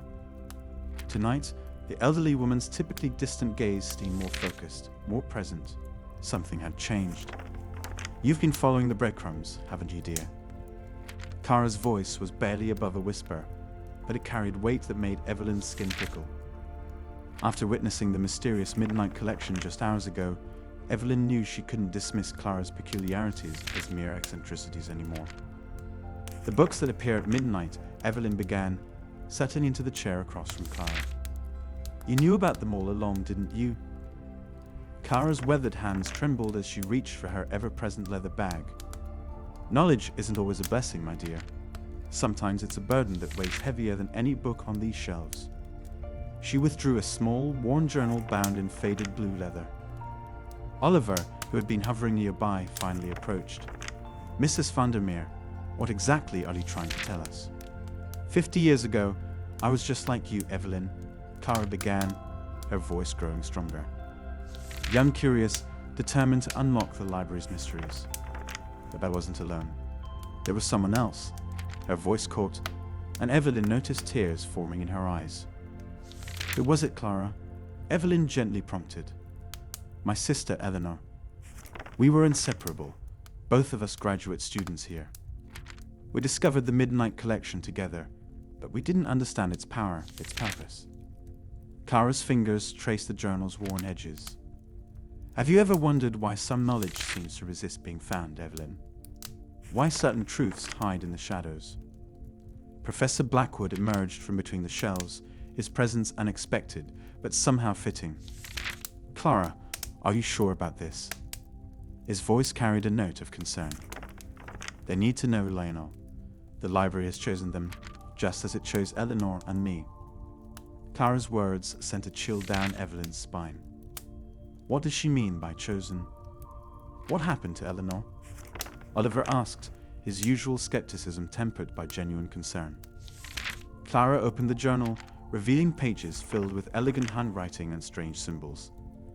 We found something in the Midnight Collection, a book that shouldn't have been opened. Eleanor became obsessed with its contents, spending night after night studying its pages. She said she could hear the books whispering to her, just as I could now. Rosalind Carter appeared, carrying a stack of documents. Clara, perhaps we should continue this conversation in my office. No, Clara said firmly. No more secrets. Eleanor didn't just disappear, as the university claimed. She became part of the library itself. Evelyn's mind raced, connecting dots she hadn't even known existed. The whispers in the stacks, the books that seemed to move on their own. My sister's consciousness, her essence, became intertwined with the library's ancient magic, and I spent 50 years trying to find a way to free her. Clara's confession hung heavy in the air. Nathaniel Reed stepped out from behind a bookshelf, his presence causing Clara to stiffen. The library's power isn't something to be trifled with, Miss Hawthorne. Clara's story should serve as a warning. A warning about what? Evelyn demanded, feeling frustrated by the cryptic responses. Clara's next words sent a shiver through everyone present. The library isn't just a collection of books, my dear. It's alive, conscious, and it has its own agenda. The Midnight Collection isn't just a mysterious occurrence. It's the library's heart beating, its thoughts manifesting. But why show itself to us now? Oliver questioned, his technological mindset struggling to process these revelations. Because, Professor Blackwood interjected, the library senses something coming. something that threatens not just its existence, but the very fabric of knowledge itself. Clara nodded solemnly. Eleanor saw it 50 years ago in that forbidden book. A darkness approaching, a force that seeks to erase not just information, but the very essence of human understanding. And now, the library has chosen you, Evelyn, just as it chose us. What exactly are you saying? Evelyn asked, though part of her already knew the answer. I'm saying that the Midnight Collection appeared to you for a reason. The library is preparing for something, gathering its allies. Clara's hands shook as she passed the journal to Evelyn. Eleanor's notes are in here, along with everything we discovered. But be careful, knowledge comes with a price, and some truths can change you forever. As Evelyn took the journal, the library's lights flickered, and a distant sound, like pages rustling in the wind, echoed through the stacks. Was it Eleanor? Was the library itself responding to Clara's revelation? So what do we do now? Oliver asked, breaking the tense silence. Clara's eyes met Evelyn's with an intensity that spoke of both warning and hope. You continue what Eleanor and I started, but this time you must succeed where we failed. The library chose you for a reason, Evelyn Hawthorne. The question is, are you ready to accept what that means? The weight of Clara's words hum in the air, leaving Evelyn with more questions than answers. What exactly had Eleanor discovered? What was the darkness Clara spoke of? And most importantly, what did the library want from her? As the grandfather clock ticked closer to midnight, Evelyn realized that Clara's confession wasn't just a revelation of the past. It was a glimpse into their future, a future that would test not just their courage, but their very understanding of reality itself. The morning sun barely penetrated the library's towering windows when Evelyn arrived, clutching Clara's revelations from the previous day close to her heart. The old woman's confession about her decades-long communication with the library's spirits had left Evelyn both unsettled and intrigued. But nothing could have prepared her for what awaited her that morning. Professor Blackwood. Evelyn called out, her voice echoing through the empty halls. The professor's office door stood ajar, something entirely out of character for the meticulous historian. Papers scattered across his desk rustled in the draft from an open window, and his favorite fountain pen lay uncapped, ink dried and crusted on its tip. Something's wrong, she whispered to herself, pulling out her phone to call Oliver. Within minutes, her tech-savvy friend arrived, slightly out of breath from running up the library steps. This isn't like him at all, Oliver remarked, examining the professor's desk. Look at these papers. They're all about the same thing, something called a convergence. Rosalind Carter appeared in the doorway, her usually composed demeanor showing cracks of concern. I've worked here for 20 years, she said, and I've never known Professor Blackwood to leave his office in such disarray. Did either of you notice anything unusual yesterday? Evelyn's mind raced back to her last conversation with the professor. Had there been signs she'd missed? He seemed distracted, she admitted. He kept looking at that old pocket watch of his and muttering about time running out. As they searched the office, Nathaniel Reed appeared, his presence as unexpected as always. I saw him last night, he offered, his voice carrying an edge of urgency. He was headed toward the restricted section with an armful of books. Said something about finally understanding the pattern. What pattern? Oliver asked, but Nathaniel's attention had shifted to a particular sheet of paper on the professor's desk. The group gathered around as Evelyn read aloud. When the pages align with the stars above, where the ink bleeds truth into shadow, the library will reveal its heart. But beware the cost of such knowledge, for some doors, once opened, cannot be closed. Clara Vandermeer's words from yesterday suddenly took on new meaning. Hadn't she warned about the library's growing restlessness?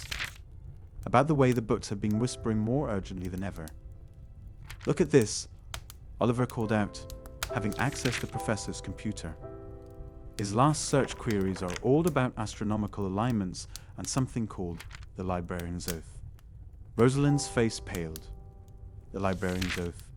But that's just a myth, isn't it? Nathaniel's expression darkened. Some myths have more truth to them than we'd like to believe. The question is, what did Professor Blackwood discover that made him act so rashly? Evelyn noticed something glinting beneath the fallen book. the professor's pocket watch. As she picked it up, its face seemed to shimmer with an otherworldly light. The hands weren't moving, frozen at exactly midnight, but tiny symbols around the edge pulsed with a faint blue glow. This isn't just a watch, she realized. It's a key of some kind. But to what? The group jumped as a distant thud echoed through the library, followed by the sound of books falling. It came from the restricted section, Rosalind whispered. "We need to find him," Evelyn declared, gripping the watch tightly. Whatever he discovered, whatever he was trying to prevent or protect, we can't let him face it alone. Oliver raised an eyebrow. "Are you suggesting we break into the restricted section, after hours, with everything we know about this place?" "That's exactly what I'm suggesting," Evelyn replied. "Clara told us the library chooses its moments. What if this is one of them? What if we're meant to follow this trail?" Nathaniel stepped forward. "I know ways into the restricted section that even Rosalind doesn't know about. But we need to be careful. The professor's disappearance might be more than just a simple mystery." As the group debated their next move, the watch in Evelyn's hand grew warmer, its symbols glowing brighter. Something was happening in the library's depths, something that had taken their mentor and might be threatening more than just his safety. "Tonight," Evelyn decided. "We meet here tonight. Bring anything you think might help. Oliver, your tech gear, Kara's notes about the spirits, anything that could give us an advantage." As they dispersed to prepare, Evelyn couldn't shake the feeling that they were being watched, not by security cameras or other people, but by the library itself. The professor's disappearance had set something in motion, something that had been waiting perhaps for centuries. What had he discovered in those ancient texts? What truth had driven him to vanish so suddenly? And more importantly, what would they find when they followed his trail into the restricted section's shadows? The answers awaited them, hidden somewhere in the labyrinth of books and secrets that had become their battlefield. But as Clara had warned them, some knowledge comes with a price. The question was, were they ready to pay it? The ancient library's dimly lit corridors seemed to pulse with an unseen energy as Oliver Bennett fiddled with his malfunctioning equipment. His usually reliable devices were acting erratically, and the timing couldn't have been worse. Not with Professor Blackwood's mysterious disappearance still fresh in their minds. "This doesn't make any sense," Oliver muttered, tapping his tablet screen in frustration. "I've never seen interference patterns like this before." He glanced at Evelyn, who was poring over the professor's last known locations marked on their digital map. "Every time we get close to mapping the section where Blackwood was last seen, everything goes haywire." Evelyn Hawthorne pushed a strand of hair behind her ear, her brow furrowed in concentration. Could it be related to the strange symbols we found in his office? The ones that seemed to change when we weren't looking directly at them? "I don't know, but whatever it is, it's not normal electromagnetic interference," Oliver replied, pulling out another device from his backpack. "Look at this." He held up an EMF meter that was spinning wildly, its readings jumping from 0 to maximum without any apparent pattern. Clara Vandermeer appeared silently behind them, making both students jump. "The books," she whispered, her eyes gleaming with that familiar knowing look. "They're trying to tell us something. The energy here, it's different from the rest of the library." "Mrs. Vandermeer," Evelyn began carefully, "have you ever seen anything like this before? During your conversations with the spirits of the books?" The elderly woman's face lit up with an almost childlike excitement. "Oh yes, dear. Never this strong. It's as if..." She paused, touching the spine of a nearby book. "As if they're protecting something. Or someone." Oliver rolled his eyes, but Evelyn noticed he still jotted down Clara's words in his notes. After all, hadn't stranger things already happened in this library? Rosalind Carter's practical voice cut through their speculation as she approached with a stack of papers. "I've been reviewing the security footage from the day Professor Blackwood disappeared," she announced, her usually composed demeanor showing signs of worry. "There's something odd about it. The timestamps don't match up, and there are gaps in the recording." "Gaps?" Evelyn and Oliver exchanged glances. "How long?" "Exactly 3 minutes and 33 seconds each time." Rosalind replied, spreading the papers on a nearby table. And they occur precisely every hour of the hour, but only in this section of the library. As if on cue, Oliver's tablet emitted a high-pitched whine before shutting down completely. The lights in the corridor flickered, and a cold draft swept through the space, rustling pages of open books. "It's happening again," Kara whispered, her eyes wide with anticipation. Nathaniel Reed appeared at the end of the corridor, his presence both welcome and unsettling. "I couldn't help but overhear," he said, approaching the group. "Those numbers, 333, they're significant.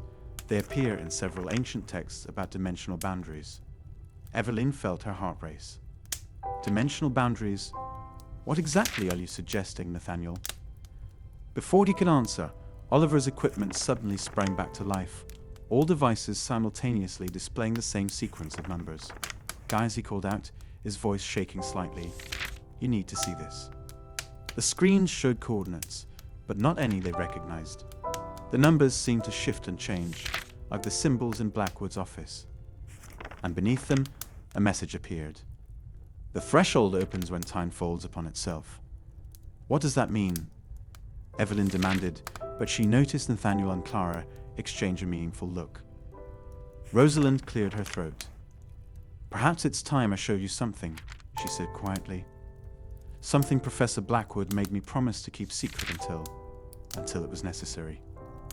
The head librarian led them to a section of the wall that appeared completely ordinary. But as she pressed her hand against it, the wood grain seemed to ripple like water. "Wait," Oliver interjected, his scientific mind struggling to process what he was seeing. "Are you saying the professor's disappearance wasn't an accident? That he knew this would happen?" "The question isn't whether he knew," Nathaniel said softly, "but whether he went willingly. And more importantly, why now?" Evelyn felt the familiar surge of excitement that came with unraveling a historical mystery. But this was different. This wasn't just about the past anymore. It was about something far more complex and immediate. "Look at this," she said suddenly, pointing to a pattern in the interference data on Oliver's recovered devices. "It's not random at all. It's a message, encoded in the very thing that's disrupting our equipment." As they huddled around the screens, trying to decipher the pattern, none of them noticed the shadow that passed across the window, or the way the books on the shelves seemed to lean slightly forward, as if listening to their conversation. What secrets was the library trying to protect? And more importantly, what was Professor Blackwood trying to tell them through this elaborate technological maze? As Evelyn looked at her friends' faces, she realized they were all thinking the same thing. They were no longer just investigating disappearance. They were on the brink of discovering something that could change everything they thought they knew about reality itself. But would they be ready for what they found on the other side of that rippling wall? The persistent static from Oliver's equipment had led them to an unexpected discovery. Evelyn Hawthorne stood frozen, her heart thundering in her chest as she watched the ancient wooden panels slide apart, revealing what appeared to be a doorway that shouldn't exist. The musty scent of centuries-old secrets wafted through the opening, carrying with it the promise of answers to questions they hadn't even thought to ask.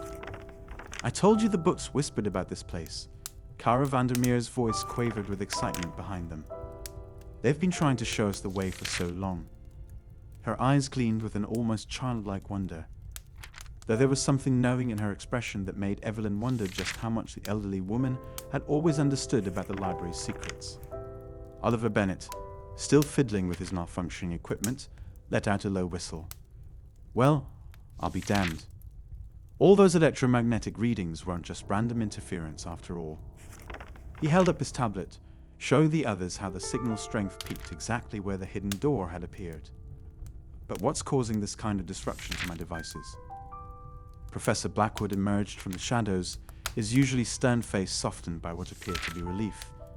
"Miss Hawthorne," he said quietly, "I believe you've finally found what you've been searching for, though perhaps not in the way you expected."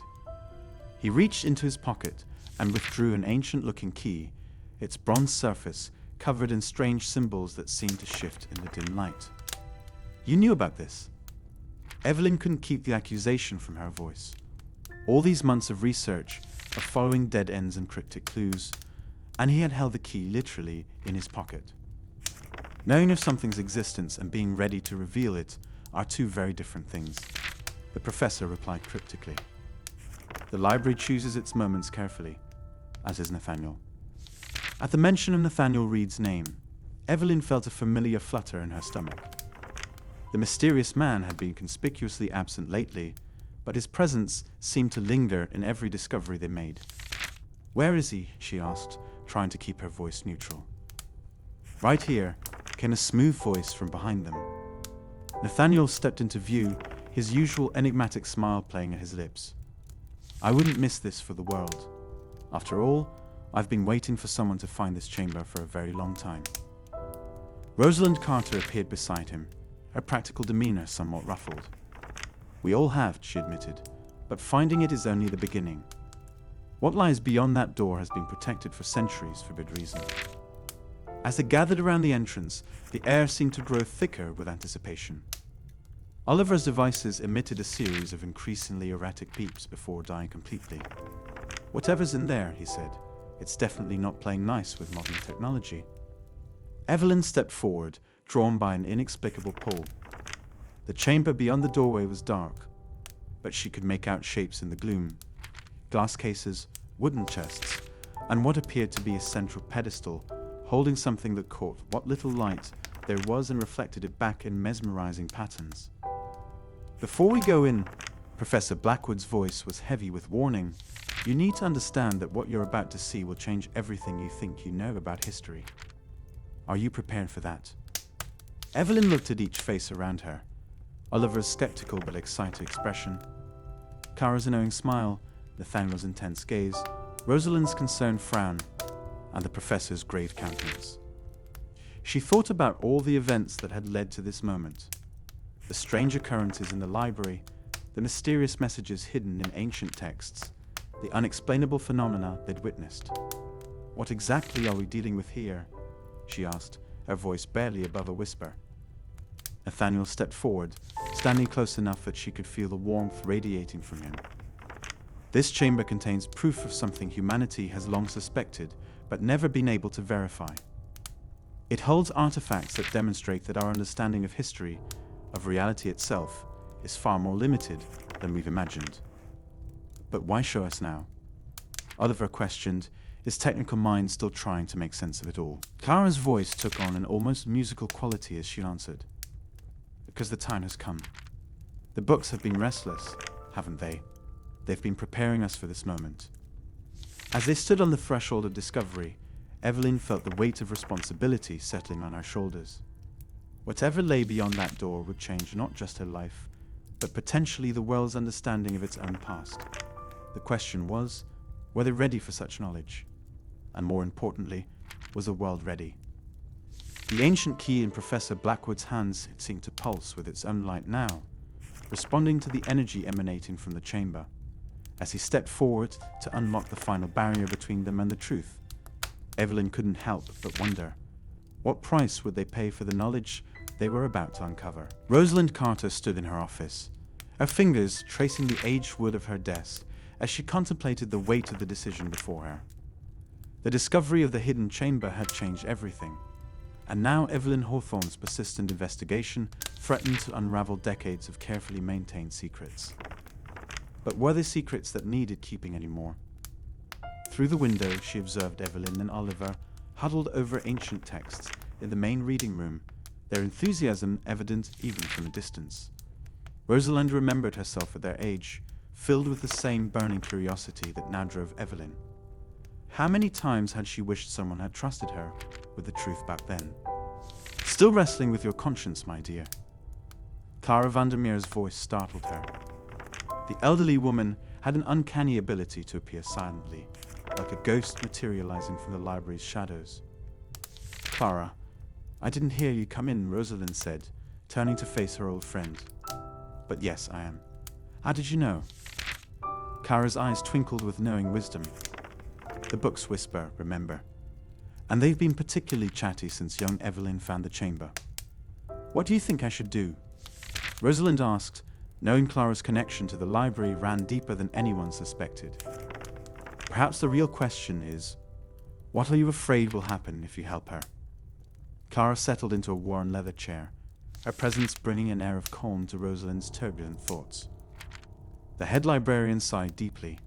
Professor Blackwood entrusted me with protecting this library's secrets. He believed some knowledge was too dangerous to be freely shared.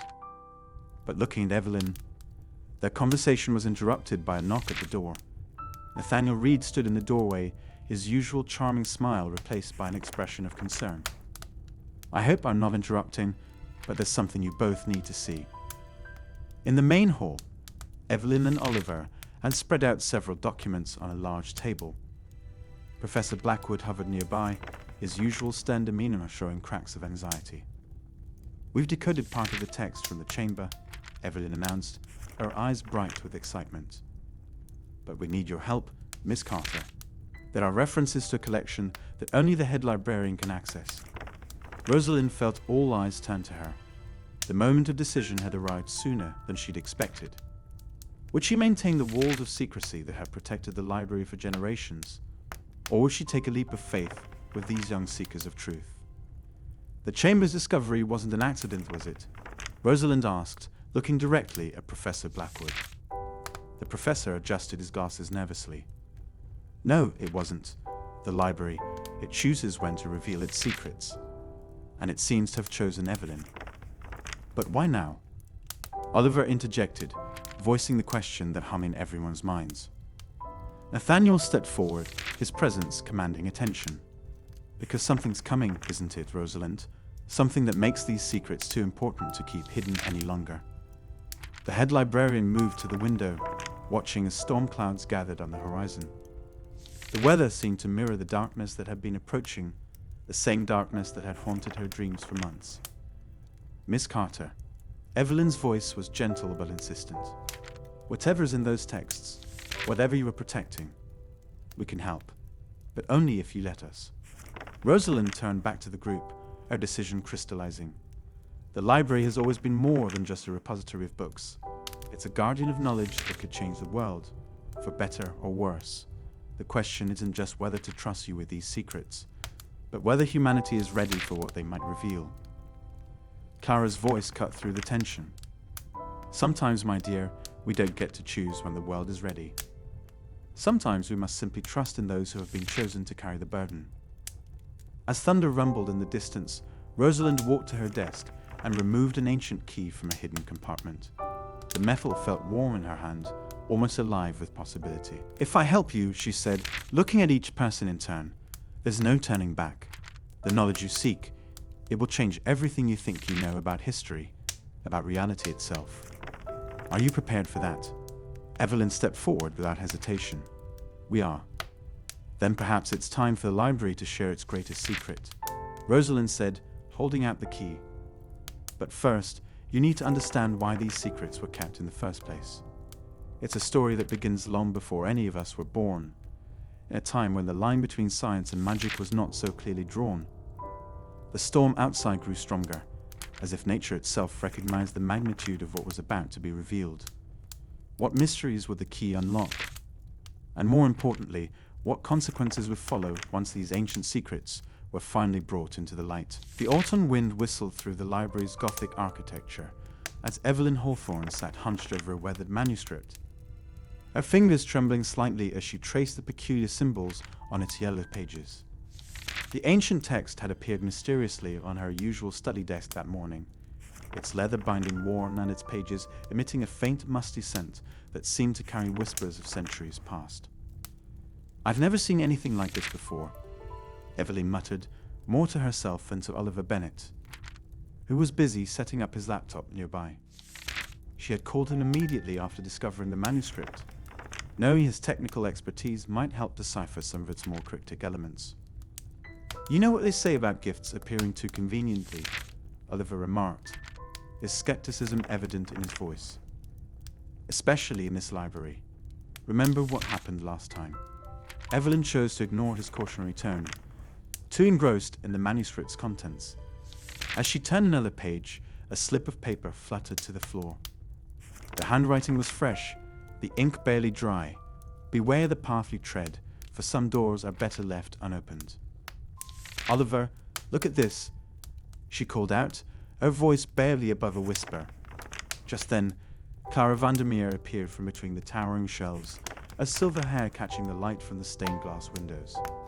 "Ah, I see you'd found it," Clara said, her eyes twinkling with that familiar, mysterious gleam. "The library has chosen to share its warnings with you." Warnings? Evelyn's curiosity piqued. What exactly are we being warned about?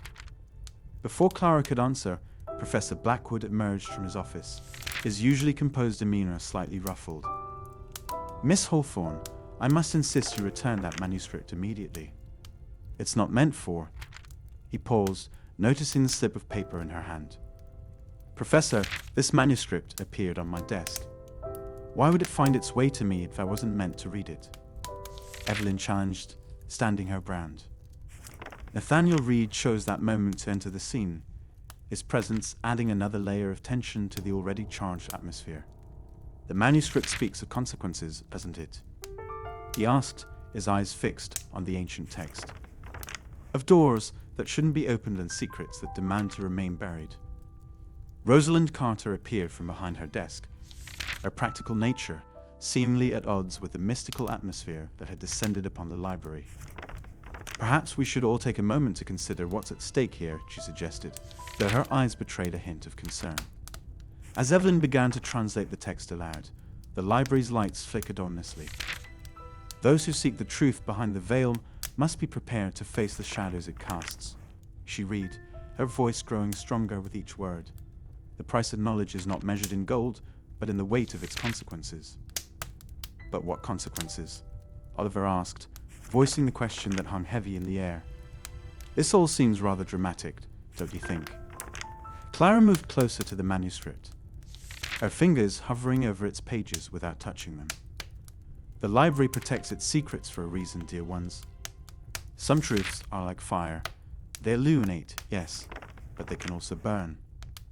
Nathaniel stepped forward, his expression unreadable. "The manuscript speaks of a convergence," he said softly. "A moment when past and present collide, when the barriers between what was and what has become dangerously thin." Professor Blackwood's face paled. "Miss Hawthorne, your investigation into the library's history. It's stirring something that has lain dormant for centuries. The manuscript's appearance is no coincidence." "But we can't stop now," Evelyn insisted, her determination evident in her voice. "We're so close to understanding the truth about the library's origins, about the strange occurrences, about everything." "The question isn't whether we can stop," Rosalind interjected, her voice carrying a weight of responsibility. "It's whether we should. Some knowledge comes at a terrible price." As if in response to her words, the manuscript's pages began to turn on their own, settling on an illustration that made everyone gather closer. It depicted a library, this library, but surrounded by shadows that seemed to reach out from the page itself. "What happens if we continue?" Oliver asked, his skepticism finally giving way to concern. "That's what the manuscript is trying to tell us," Evelyn replied, her fingers tracing the warning message again. "But it's not just a warning, is it? It's a choice. We're being given a choice." Nathaniel's voice cut through the tension. Every great discovery in history came with its risks, its warnings. The question is whether the truth is worth the price we might have to pay. As the group stood in silence, contemplating the magnitude of their decision, the manuscript's pages rustled again, revealing new text that seemed to write itself before their eyes. What secrets lay hidden in those ancient pages? What consequences awaited them if they chose to proceed? And more importantly, what would be the cost of turning back now, when they stood so close to uncovering the truth? The library's shadows seemed to grow longer as evening approached, and with them, the weight of their decision grew heavier. Would they heed the manuscript's warning, or would their pursuit of knowledge lead them down a path from which there might be no return? The autumn wind whistled through the library's ancient corridors as Evelyn found Clara Vandermeer sitting alone in the manuscript room, her wrinkled hands trembling as they hovered over an open book. The elderly woman's eyes were distant, unfocused, as if seeing something far beyond the physical realm. "Clara." Evelyn approached cautiously, remembering the manuscript's ominous warning from the previous day. "Are you all right?" Clara's head snapped up, her silver hair catching the dying sunlight streaming through the stained glass windows. "They're speaking louder now, dear. Can't you hear them?" Her voice carried an unusual urgency that made Evelyn's skin prickle. Oliver, who had been following close behind, exchanged a concerned look with Evelyn. "Who's speaking, Mrs. Vandermeer?" he asked, his natural skepticism temporarily suspended by the intensity of Clara's demeanor. "The keepers," Clara whispered, her fingers now tracing invisible patterns on the manuscript before her. "They've always been here, you see. In every page, every binding, every word ever written within these walls." Professor Blackwood emerged from the shadows of a nearby bookshelf, his presence both unexpected and somehow fitting for the moment. "Perhaps, Miss Hawthorne, it's time you learned what Mrs. Vandermeer has known all along." Evelyn felt her heart race. Could this be the breakthrough they've been seeking? "What do you mean, Professor?" Clara's eyes suddenly focused with startling clarity. "This library, it's not just a repository of knowledge, child. It's a gateway." She reached for Evelyn's hand, and the moment their skin made contact, the room seemed to shift and blur. Evelyn gasped as images flooded her mind. Countless generations of librarians and scholars, each contributing to something far greater than themselves. She saw Rosalind Carter's predecessors, all bearing the same watchful expression she knew so well. She witnessed Nathaniel Reed in different time periods, his face unchanged, his presence a constant thread through the library's history. What's happening to her? Oliver's worried voice seemed to come from far away as he steadied Evelyn, who had begun to sway on her feet. "She's seeing what I've always seen," Clara explained, her voice stronger now. "The library chose her, just as it chose me years ago. Just as it chose Nathaniel centuries before." Professor Blackwood moved closer, his usual reserve replaced by an almost paternal concern. "The manuscript's warning wasn't about danger, Miss Hawthorne. It was about responsibility. This library exists to protect knowledge that humanity isn't ready to possess, at least not all at once." As the vision began to fade, Evelyn saw the truth of his words. The library wasn't just a building, it was a living entity powered by the collective wisdom and energy of all who had ever sought knowledge within its walls.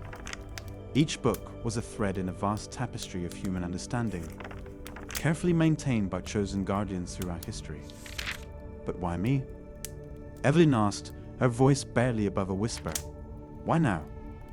Rosalind Carter appeared in the doorway, her practical demeanor softened by understanding. "Because change is coming, Evelyn.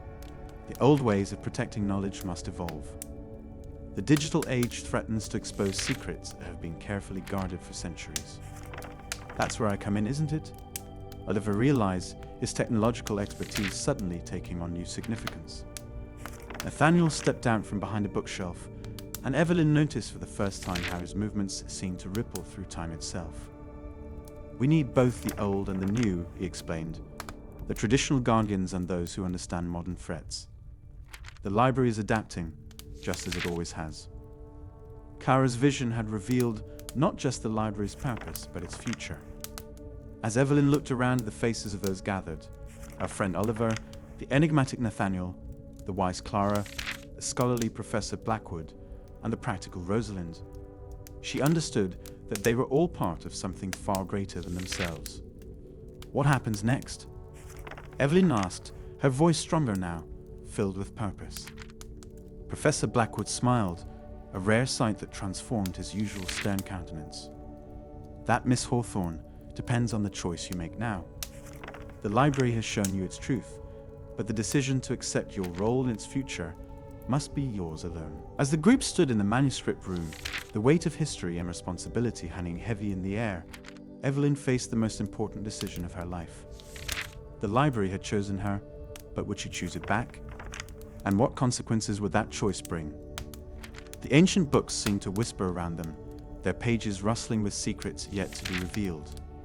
The sun had set outside, but within the library, a new dawn was breaking, one that would either preserve centuries of protected knowledge or change the very nature of how humanity's greatest secrets were kept.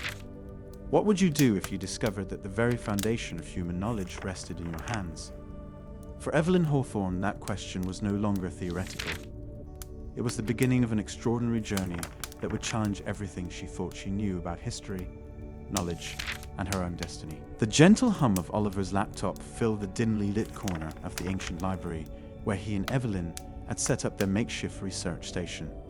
The air was thick with anticipation following Clara's revelatory vision from the previous day, which had left them all shaken but more determined than ever to understand the library's mysteries. "I still can't believe what Clara showed us," Evelyn whispered, her fingers absently tracing the worn edges of a centuries-old tome. "The library isn't just a repository of knowledge, it's a gateway between times." Oliver's fingers flew across his keyboard, his face illuminated by the blue glow of multiple screens. "That's exactly why I've been working on this program. If the library really is what Clara says it is, there must be some way to quantify it, to measure these temporal fluctuations she keeps talking about." "Do you really think we can measure something so metaphysical with technology?" Evelyn asked, leaning over his shoulder to examine the complex strings of code scrolling across his screen. "Why not?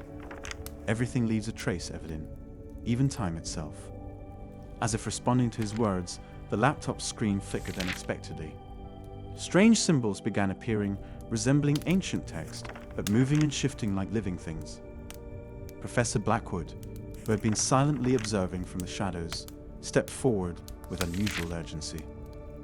"Mr. Bennett, what exactly have you done?" His voice carried a mix of wonder and concern. "I am not sure," Oliver admitted, frantically typing commands that seemed to have no effect. "I was just trying to create a program to detect unusual energy signatures in the library, but something's interfacing with my code." Rosalind Carter hurried over, her usually composed demeanor showing cracks of worry. "Those symbols," she gasped, "they're similar to the ones in the restricted section's oldest manuscripts." The air around them began to crackle with static electricity. Books on nearby shelves trembled, their pages rustling without any wind. Nathaniel Reed, who had been lurking nearby, approached with a knowing smile. "What we're witnessing," he said, "is the merger of two worlds, the ancient and the modern. Oliver's technology has inadvertently created a bridge." Clara Vandermeer appeared suddenly, her eyes wide with excitement. "The spirits are singing. They're reaching through the digital veil." The laptop screen began to ripple like water, and suddenly, images began forming, not computer graphics, but what appeared to be real-time views into different periods of history. They watched in amazement as scenes from various eras played out before them. Medieval scholars bent over manuscripts, Renaissance artists sketching in hidden corners, Victorian ladies discussing literature in hushed tones. "But how is this possible?" Evelyn breathed, reaching out to touch the screen only to feel a strange warmth emanating from it. "Your friend's programming skills have created something unprecedented," Professor Blackwood explained, his voice filled with both admiration and concern. "He's developed a digital key to unlock the library's temporal doors." Oliver's fingers hovered over the keyboard. "Should I try to shut it down?" "Wait," Nathaniel interjected, stepping closer to examine the phenomenon. "This could be exactly what we've been looking for. A way to actively explore the library's connection to the past, rather than just theorizing about it." The images continued to shift and change, showing different times and places, all within the confines of the library. But something else was happening. Text began appearing alongside the images, ancient writings translating themselves in real time. "The library," Rosalind read aloud, her voice trembling slightly, "has always been more than a collection of books. It's a living archive of human knowledge, connecting all times, all places, all seekers of wisdom."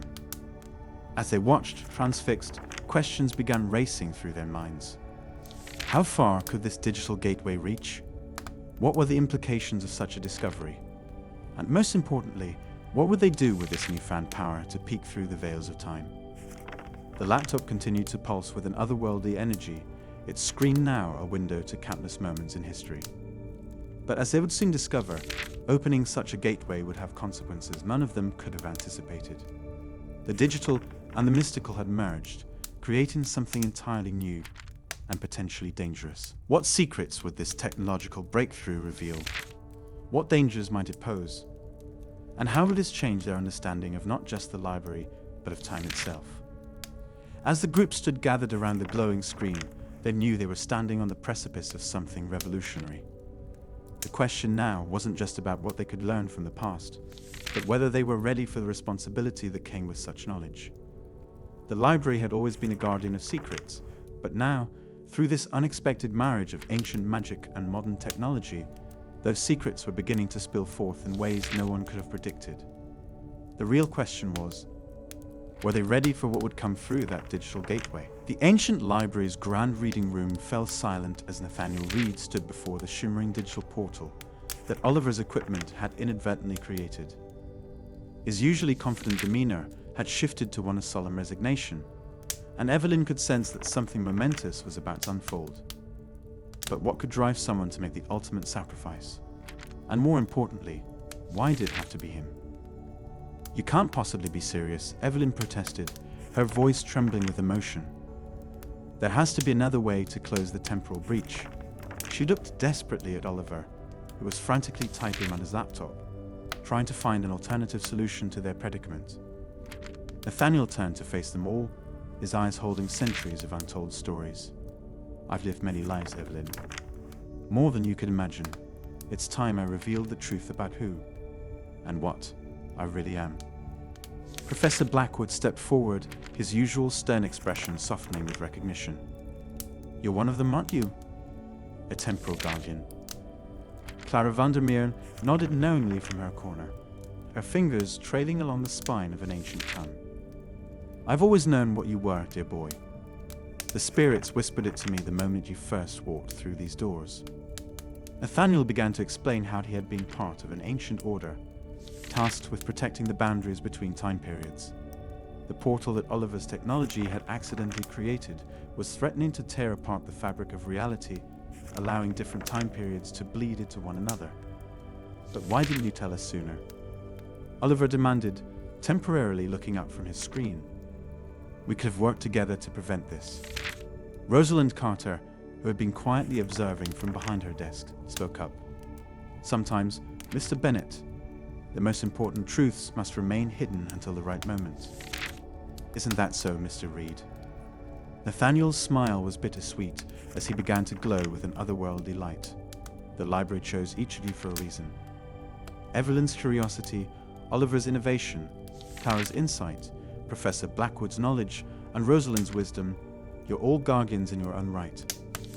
But what did he mean by the library choosing them? And how long had this plan been in motion? The portal's energy began to pulse more violently, sending books flying off shelves and papers swirling through the air. Time was running out, and they all knew it.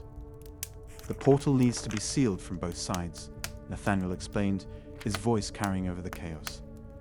"Someone who exists outside of conventional time must bridge the gap and close it permanently." Evelyn reached for his hand, tears streaming down her face. "You knew this would happen, didn't you? From the very beginning." "I knew there was a possibility," he admitted. "But I never expected to care so much about all of you. About you, Evelyn." The moment hung between them, heavy with unspoken words and possibilities that would never be realized. How many times had Nathaniel walked this path before? How many lives had he lived? How many sacrifices had he made? Professor Blackwood suddenly understood something crucial. The library's archives, all those mysterious appearances throughout history, they were you, weren't they? Nathaniel nodded, beginning to step backward toward the portal.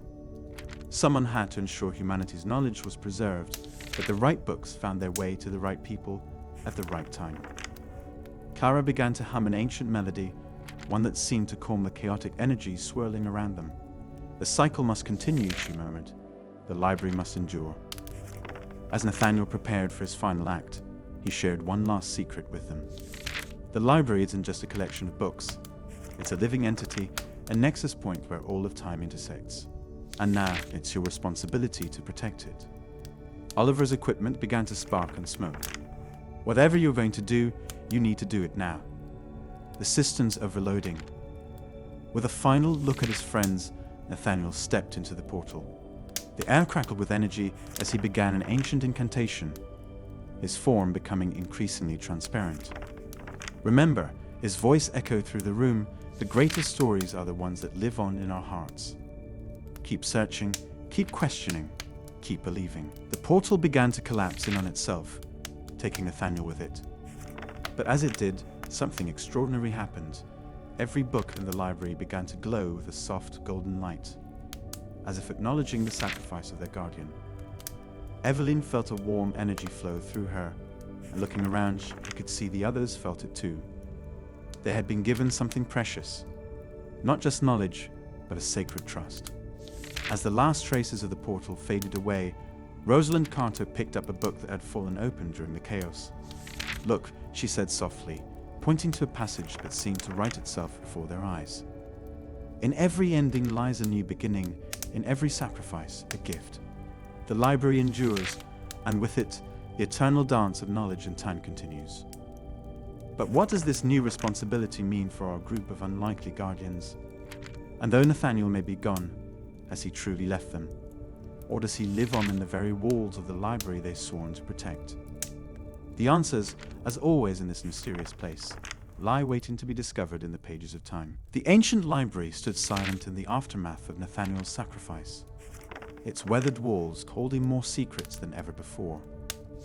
Evelyn Hawthorne sat alone in the manuscript room, her fingers tracing the edges of the mysterious tome that had started it all. The events of the past few days weighed heavily on her mind, and questions swirled like autumn leaves in a restless wind. "I thought I might find you here," came Oliver's familiar voice as he entered the room, his laptop tucked under his arm. "Any word from Nathaniel?" Evelyn shook her head, her eyes still fixed on the book. "Nothing. It's like he vanished into thin air after." Her voice trailed off, unable to finish a sentence. How could she explain what she had witnessed? The way Nathaniel had stepped through that shimmering portal, trading his freedom for their safety. Clara Vandermeer appeared in the doorway, her silver hair catching the late afternoon light. "The books are restless today," she announced, her eyes bright with an unusual intensity. "They're whispering about a return." Before Evelyn could respond, the library's ancient lights flickered, and a cold draft swept through the room. Oliver's laptop screen went black, then lit up with strange symbols that seemed oddly familiar. "Those are the same markings from the restricted section," Evelyn whispered, rising from her chair. "Oliver, can you decode them?" As Oliver began typing frantically, Rosalind Carter burst into the room, her usually composed demeanor shaken. "He's back," she announced, her voice trembling. "Professor Blackwood has returned." The words had barely left her lips when the imposing figure of Professor Lionel Blackwood appeared in the doorway. But this wasn't the same man who had vanished months ago. His eyes held a different light, and his presence seemed to make the very air crackle with energy. "My dear students," he began, his voice deeper and more resonant than Evelyn remembered, "I owe you all an explanation." The professor moved into the room, and Evelyn noticed he carried an ancient leather satchel she had never seen before. What we thought we knew about this library, about its purpose, about its very nature, it was all just the surface of a much deeper truth. Clara nodded knowingly, as if she had been expecting this moment. "The spirits of the books told me he would return when the time was right." Professor Blackwood smiled at Clara, a gesture that surprised everyone present. "Indeed, Mrs. Vandermeer. You've always been more perceptive than most gave you credit for." He reached into his satchel and withdrew a manuscript that seemed to pulse with its own inner light. "Evelyn, your research into the library's origins led you closer to the truth than anyone has come in centuries. But what you couldn't have known is that this library exists in multiple dimensions, serving as a nexus point between different realities." Oliver let out a low whistle. "That explains the weird energy readings I've been getting on my equipment." "Precisely, Mr. Bennett," the professor continued. "And Nathaniel, he knew this all along. He was a guardian, one of many tasked with protecting the boundaries between these dimensions." Evelyn's heart skipped a beat. Is that why he sacrificed himself? To protect these boundaries? Professor Blackwood's expression grew grave. Nathaniel's sacrifice was noble, but it wasn't the end. It was merely the beginning of something much larger. You see, there are forces that seek to collapse these dimensional boundaries, to merge all realities into one. The chaos that would result would be catastrophic. Rosalind stepped forward, her face pale. Professor, are you saying what I think you're saying? That the library is a fortress he finished for her. The last line of defense against those who would destroy the very fabric of existence itself. The room fell silent as the weight of his words settled over them. Evelyn's mind raced with implications. All her research, all the mysterious events, the strange occurrences, they were pieces of a puzzle far larger than she had imagined. But why reveal this now, she asked, voicing a question that hung in the air. Professor Blackwood's eyes met hers with an intensity that made her breath catch. Because, Miss Hawthorne, we need your help. All of you, the barriers between dimensions are weakening, and Nathaniel's sacrifice bought us time. But not enough. We need to prepare for what's coming. And what exactly is coming, Professor? Oliver asked, his skepticism evident in his voice. The professor opened the glowing manuscript, revealing pages filled with shifting symbols and diagrams. A convergence. One that could either strengthen the boundaries between dimensions or destroy them completely. And it's happening soon. Clara's hands trembled as she reached out to touch the manuscript. The books. They've been trying to warn us about this. Indeed they have, Professor Blackwood confirmed. And now we must decide. Will you help us protect not just this library, but all of reality itself? Evelyn looked around at her companions. Oliver with his technology, Clara with her unique connection to the library's spirits, Rosalind with her practical wisdom, and thought of Nathaniel's sacrifice. The choice seemed both impossible and inevitable. What do we need to do? She asked, her voice steady despite her racing heart. Professor Blackwood's expression softened with something like pride. First, we need to understand what we're truly facing. And for that, we need to delve deeper into the library's secrets than anyone has gone before. As the professor began to explain further, Evelyn couldn't help but wonder. What other revelations awaited them in the depths of this extraordinary library? And more importantly, would they be ready for what they found? The ancient wooden doors of the library's restricted section groaned open as Evelyn Hawthorne, her heart pounding against her ribs, followed Professor Blackwood through the threshold. The professor's unexpected return had left everyone reeling, but none more than Evelyn. His revelations about the library's true nature had transformed everything she thought she knew about this place. You see, Miss Hawthorne, Professor Blackwood's voice echoed in the dimly lit corridor. This library isn't just a repository of books. It's alive in its own way. The stories, the knowledge, the memories, they've created something extraordinary over centuries. Oliver Bennett, trailing behind them with his tablet in hand, couldn't suppress a skeptical snort. Professor, with all due respect, are you suggesting that books have somehow gained consciousness? Not exactly, Mr. Bennett, the professor replied, his eyes twinkling with an almost mischievous light. But haven't you ever felt it? The way certain books seem to find you exactly when you need them. The strange coincidences that keep occurring within these walls. Evelyn's mind raced back to all those moments that had seemed inexplicable. The mysterious appearance of that medieval manuscript just when she'd been researching the period, the way Clara Vandermeer always seemed to know which section of the library held the answers they sought. Speaking of Clara, the elderly woman was waiting for them at the end of the corridor, her silver hair catching the light from the ancient brass lamps. "Took you long enough," she said with a knowing smile. "The heart's been waiting." "The heart?" Evelyn asked, her voice barely above a whisper. Rosalind Carter stepped out from behind a bookshelf, her usually practical demeanor tinged with an air of reverence. "The heart of the library, Miss Hawthorne. The source of everything we've been trying to protect." As they moved deeper into the restricted section, Nathaniel Reed emerged from the shadows, his presence both reassuring and unsettling. "I've been guarding it for years," he admitted, finally dropping his mysterious facade, "just as others have done for centuries before me." The group reached a circular room that Evelyn had never seen before, despite her countless hours exploring the library. The walls were lined with books from floor to ceiling, but these weren't ordinary volumes. Each one seemed to pulse with a soft, golden light. What you're about to see, Professor Blackwood began, is the culmination of human knowledge and imagination, preserved in a way that defies conventional understanding.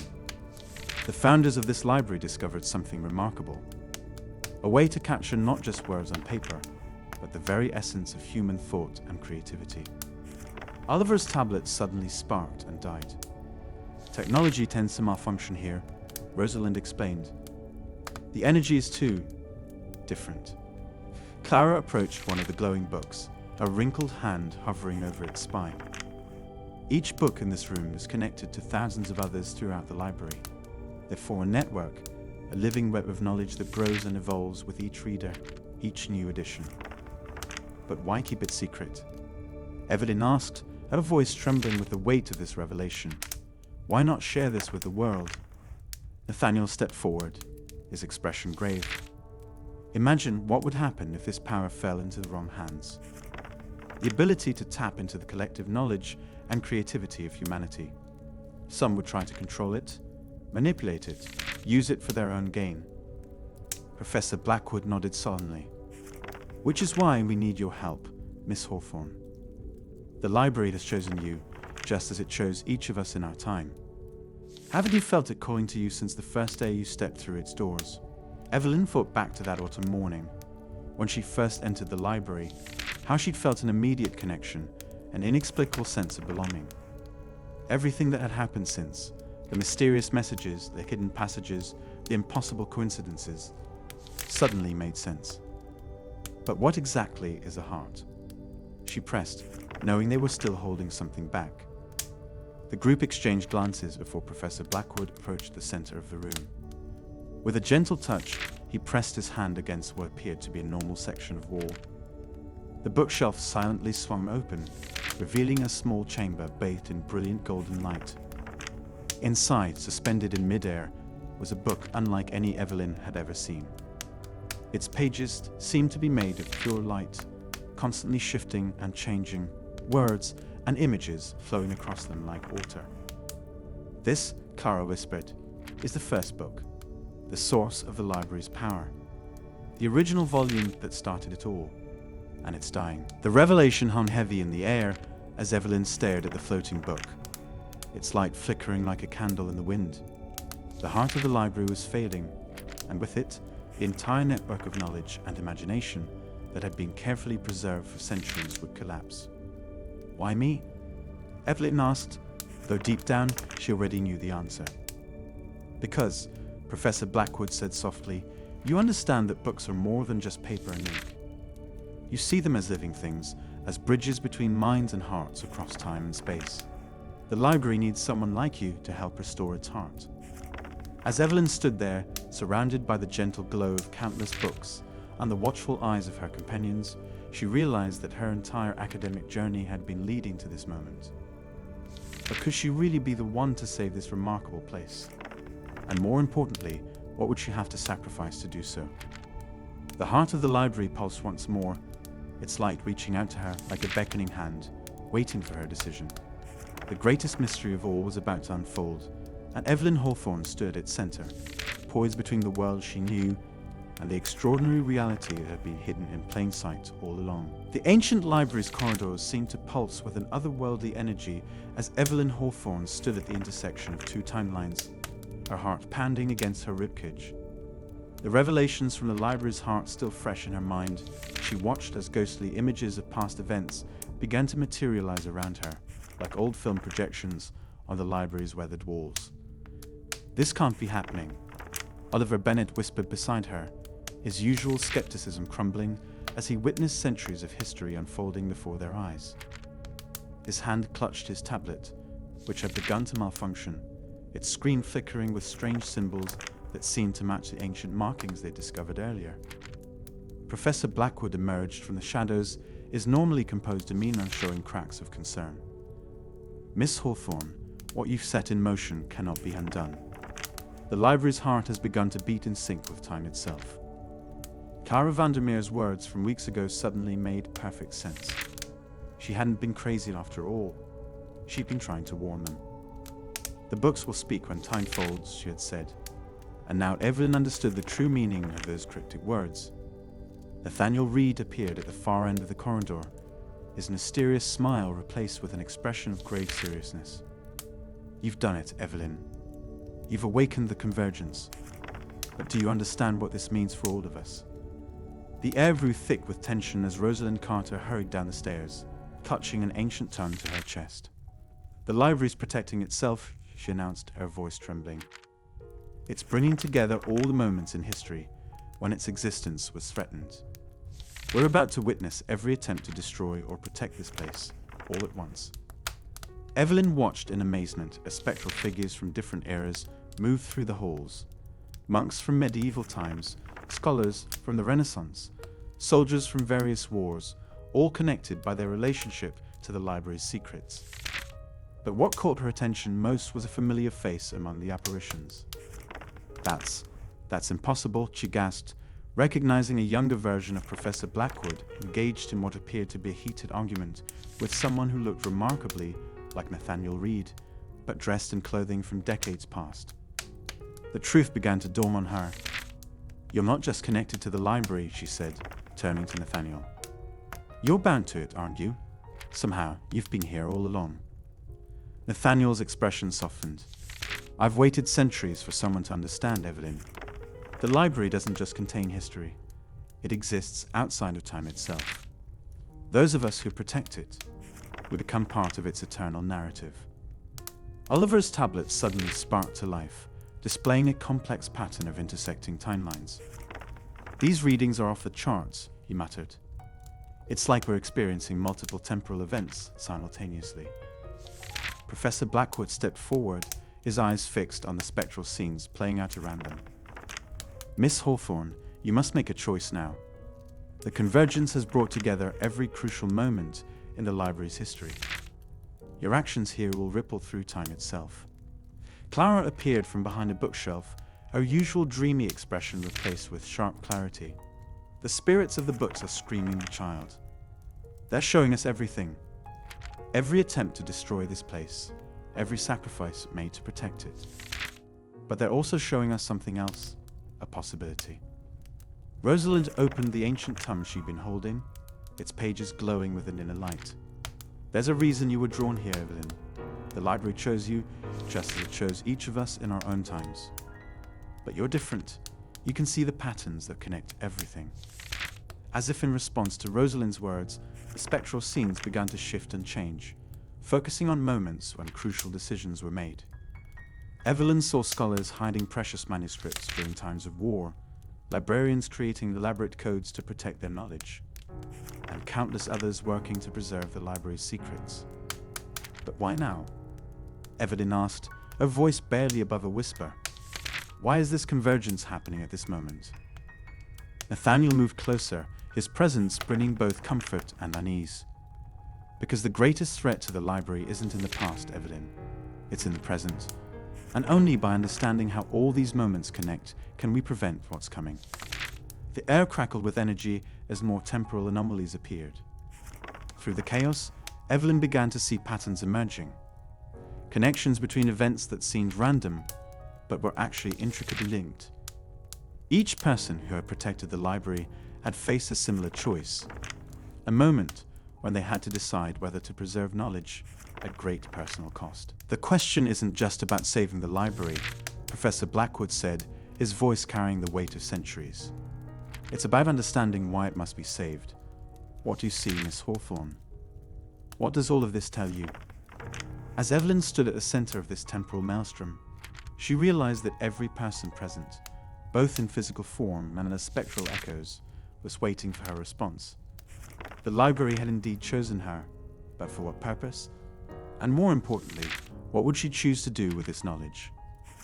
The convergence of time had brought them to this moment, but it was clear that the real challenge was just beginning. As past and present collided around them, Evelyn knew that her next decision would echo through centuries, affecting not just the library's future, but perhaps the very nature of knowledge itself. What would you do if you held centuries of wisdom in your hands? What choice would you make if you knew your decision would ripple through time itself? These were the questions Evelyn faced as she stood at the crossroads of history, ready to make a decision that would change everything. The ancient library's grand hall seemed to pulse with an otherworldly energy as Evelyn Hawthorne stood at its center, her heart pounding against her ribcage. The weight of centuries pressed down upon her shoulders as she faced the impossible decision before her. The very fabric of reality appeared to shimmer around her, like heat waves rising from summer pavement. "You must choose now, Miss Hawthorne," Professor Blackwood's voice echoed through the vast space, his usually composed demeanor showing cracks of urgency. The convergence won't hold much longer. But how could she choose? The library's very existence hung in the balance, along with all the knowledge and secrets it had preserved through the ages. Would you be able to decide the fate of countless historical treasures in mere moments? Oliver Bennett stood nearby, his laptop displaying rapidly changing symbols that seemed to defy logic. "Evelyn, the energy readings are off the charts. Whatever you're going to do, it needs to be soon." His usually skeptical expression had given way to one of wonder and fear. Clara Vandermeer, who had always seemed slightly detached from reality, now appeared more lucid than ever. "The spirits are restless, dear. They know what's at stake." She placed a weathered hand on Evelyn's arm. "But remember, sometimes the hardest choice is the right one." Nathaniel Reed emerged from the shadows, his mysterious smile replaced by a grave expression. "The library has chosen you, Evelyn, just as it chose me centuries ago." The revelation of his true identity still rang in her ears from their earlier confrontation. How many others had stood where she stood now, facing this same decision? Rosalind Carter clutched an ancient tome to her chest, a practical nature struggling with the supernatural events unfolding before her. The library has always been more than just books and knowledge, Evelyn. It's a nexus of possibilities, of paths not taken. The choice before her seemed impossible. Seal the library away in a temporal lock, preserving it perfectly, but making it inaccessible to the world, or leave it vulnerable to the modern age and risk losing its magical essence forever. The consequences of either decision would ripple through time itself. Memories flooded Evelyn's mind. Her first day as a graduate student, the mysterious whispers between the shelves, the hidden passages that seemed to appear and disappear at will. Each recollection carried with it a lesson, a piece of the puzzle that had led her to this moment. The library isn't just a collection of books. Professor Blackwood's words from their first meeting echoed in her thoughts. It's a living entity, growing, changing, protecting knowledge that some would rather see forgotten. The air crackled with tension as temporal energies swirled around them. Books flew from their shelves, pages fluttering like wings of countless birds. The library itself seemed to be holding its breath, waiting for her decision. Oliver's voice cut through her thoughts. "Remember what we discovered in the restricted section, Evelyn. The library has always adapted, always found a way to survive." Could there be a third option? Something that neither Professor Blackwood nor Nathaniel had considered. The library had revealed its secrets to her gradually, testing her, teaching her. Perhaps that was the key, not preservation or vulnerability, but evolution.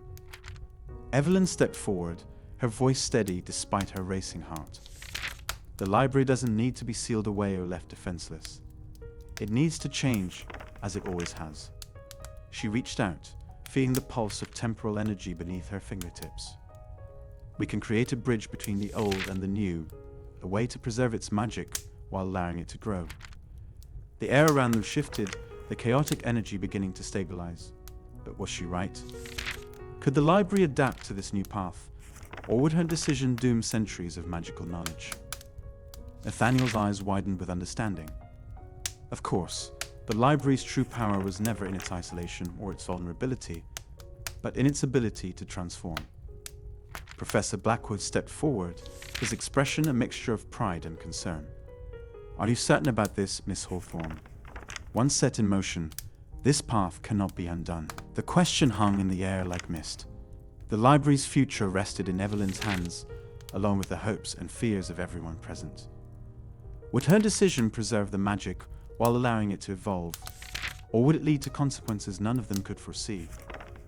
As temporal energies continued to swirl around them, Evelyn took a deep breath, ready to set her choice in motion. The library had chosen her for a reason, and now she understood why. Sometimes the bravest choice isn't between two extremes, but finding a new path altogether. But what would this new path bring? As Evelyn prepared to implement her decision, the very foundations of the library seemed to tremble with anticipation. The next few moments would determine not just the fate of the library, but perhaps the very nature of how knowledge and magic would coexist in the modern world. The ancient library stood silent in the midnight hour, its weathered stones bearing witness to the momentous events unfolding within its halls. Evelyn Hawthorne's heart pounded against her chest as she stood in the central chamber, the weight of her recent decision pressing heavily upon her shoulders. The choice she had made would forever alter the course of not only her life, but the very essence of the library itself. "Are you certain about this, Evelyn?" Professor Blackwood's voice carried across the room, his usually stern demeanor softened by a hint of concern. "Once we proceed, there's no turning back." Evelyn's fingers traced the spine of an ancient tongue, its leather binding warm to the touch. "I've never been more sure of anything," she replied, her voice steady despite her internal turmoil. The library's secrets were never meant to be hidden forever, but they weren't meant to be exposed all at once either. Oliver Bennett stood nearby, his laptop casting a blue glow across his features. "The encryption program is ready," he announced, his eyes meeting Evelyn's. "Whatever happens next, we'll have a digital record of everything we discovered." Clara Vandermeer emerged from the shadows, her silver hair gleaming in the moonlight that filtered through the high windows. "The spirits are restless tonight," she whispered, her knowing eyes fixed on Evelyn. "They understand the magnitude of what we're about to do." The tension in the room was palpable as Nathaniel Reed stepped forward, his usual charm replaced by a sullen gravity. "The library has protected these secrets for centuries," he said, placing a hand on one of the ancient shelves. "But perhaps it's time for a new chapter to begin." Rosalind Carter, who had been quietly observing from her position near the car catalogue, finally spoke. "The library has always known this day would come," she said, her voice carrying years of wisdom. "It's been preparing for this moment since the first stone was laid." As the group gathered around the central table, Evelyn began to explain her decision. She had chosen to create a carefully curated system that would gradually reveal the library's secrets to worthy seekers, rather than maintaining complete secrecy or exposing everything at once. But how would this new system work, and what would it mean for the future of knowledge itself? The air grew thick with anticipation as Professor Blackwood retrieved an ornate key from his pocket. "This key," he explained, "will unlock more than just physical doors. It will open the gateway to a new era of understanding." But even as they prepared to implement their plan, questions lingered in the air. Would the world be ready for the truths they were about to unveil? How would they ensure that this knowledge wouldn't fall into the wrong hands? And what unseen consequences might their actions trigger? Nathaniel's expression darkened as he shared a revelation that shocked everyone present. "There are others who have been watching the library," he admitted. "Groups who would stop at nothing to possess its secrets. We must be prepared for their reaction to what we're about to do."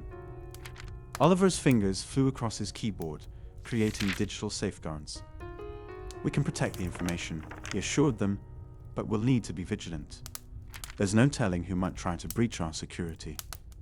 As midnight approached, Clara's voice took on an otherworldly quality. "The spirits speak of change," she murmured, "of a transformation that will ripple through time itself. Are we prepared for such responsibility?" Evelyn found herself at the center of it all, the culmination of her journey leading to this pivotal moment. The mysteries she had unraveled, the friendships she had forged, and the dangers she had faced had all led to this night. But what would morning bring? Rosalind stepped forward with a leather-bound journal. "This contains the final instructions," she said, handling it with reverence. "Once we begin, there will be no stopping the cascade of events that follow." As they prepared for the ritual that would set their plan in motion, the library seemed to hold its breath. The ancient books watched silently from their shelves, centuries of knowledge waiting to be unleashed upon the world in a carefully orchestrated revelation. But what secrets still remained hidden, even from them? What forces might they be unleashing? And as they stood on the precipice of this momentous change, would they find themselves prepared for the challenges that lay ahead? The night deepened, and with it, the weight of their impending actions grew heavier. The library's fate, and perhaps the fate of knowledge itself, rested in their hands. As they began the ritual that would change everything, one question remained. In their quest to preserve and share the library's secrets, what price would they ultimately have to pay? The first rays of morning sunlight filtered through the library's stained glass windows, casting prismatic patterns across the ancient wooden floors. Evelyn Hawthorne stood in the center of the main reading room, her heart still racing from the events that had transpired throughout the night. The air was thick with the musty scent of old books and the lingering essence of something otherworldly, a reminder of all they had witnessed. It's really over, isn't it? Oliver Bennett's voice broke through the silence, his laptop closed for once, forgotten on a nearby table. His usual skepticism had given way to a quiet acceptance of the extraordinary events they'd experienced. Evelyn ran her fingers along the spine of a nearby book, feeling its warmth. The same warmth she'd initially dismissed as imagination months ago when she first started her graduate research. Not over, she replied softly, just transformed. Professor Blackwood emerged from his office, looking both exhausted and renewed. The weight of secrecy he'd carried for decades seemed lighter now. The library has chosen to reveal its true nature to you all, he said, his voice carrying the wisdom of years spent as its guardian. But with knowledge comes responsibility. Clara Vandermeer sat in her usual armchair, her eyes twinkling with satisfaction. I told you, didn't I, dear? The books. I speak to those who are ready to listen. You were ready, Evelyn. You all were. But what did it mean to be ready? Evelyn wondered. How had their journey through the library's mysteries changed them all? The answers seemed to lie in the very air around them, in the way the morning light danced across the room, in the gentle whispers of pages turning by themselves in distant corners. Nathaniel Reed stepped forward from the shadows where he'd been observing. His role in the library's story had been perhaps the most surprising revelation of all. The library has always been more than a repository of knowledge, he explained, his voice carrying the weight of centuries. It's a living bridge between past and present, between what is known and what is yet to be discovered. Rosalind Carter approached with a stack of documents in her arms. These are the new protocols, she said, a practical nature grounding the ethereal moment. We need to ensure the library's secrets remain protected while allowing it to fulfill its true purpose.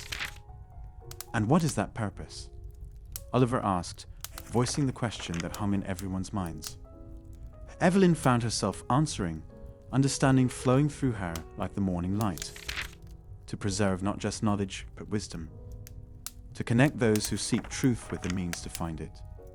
The library isn't just alive. It's evolving, choosing its guardians, teaching those who are willing to learn. The group gathered around the central table, where months ago Evelyn had first noticed the strange patterns in the wood grain that would lead them down this extraordinary path. Each person present had played a crucial role in unraveling the mystery, but more importantly, in understanding why it needed to be both protected and shared. But how do we move forward? Evelyn asked, looking at Professor Blackwood. How do we balance protection with purpose? The professor smiled, a rare sight that transformed his usually stern features. That, my dear, is the next chapter of our story. The library has chosen its new guardians, all of you, each with your own gifts, your own role to play. Clara nodded sagely. The spirits of the books are satisfied. They've found their new voices, their new partners in the dance of knowledge and mystery. Nathaniel produced an ancient key from his pocket, its bronze surface gleaming in the morning light. This is the last key, he said, placing it on the table. The one that opens not just doors, but possibilities. The question is, are you ready for what comes next? The key seemed to pulse with its own inner light, a reminder that while one mystery had been solved, countless others waited to be discovered. The library had revealed its secrets, but like any great repository of knowledge, it contained multitudes. Rosalind began distributing the new protocols, her efficiency tempered by a new understanding of the library's magical nature. We'll need to establish new security measures, new ways of identifying those who are ready to know the truth. And what about the others? Oliver asked, gesturing to the world beyond the library's walls. The seekers who might come. They'll find their way, Evelyn said with certainty, just as we did. The library will guide them, test them, teach them. That's its magic. Not just in the supernatural events we've witnessed, but in its ability to transform those who truly engage with its mysteries. As the morning progressed, they began the work of implementing their new understanding, of establishing the frameworks that would protect and nurture the library's true nature. But questions still lingered in the air like motes of dust in the sunbeams. What other secrets did the library hold? What new mysteries would emerge as they delved deeper into their roles as its guardians? The dawn had indeed brought a new chapter, but like all good stories, it was less an ending than a beginning. The library's magic endured, its mysteries continued to unfold, and its newest guardians stood ready to face whatever challenges lay ahead. What secrets would the library reveal next? What transformations awaited those who dared to seek its wisdom? The answers lay waiting in the shadows between the shelves, in the whispers of turning pages, in the endless possibility of tomorrow's discoveries.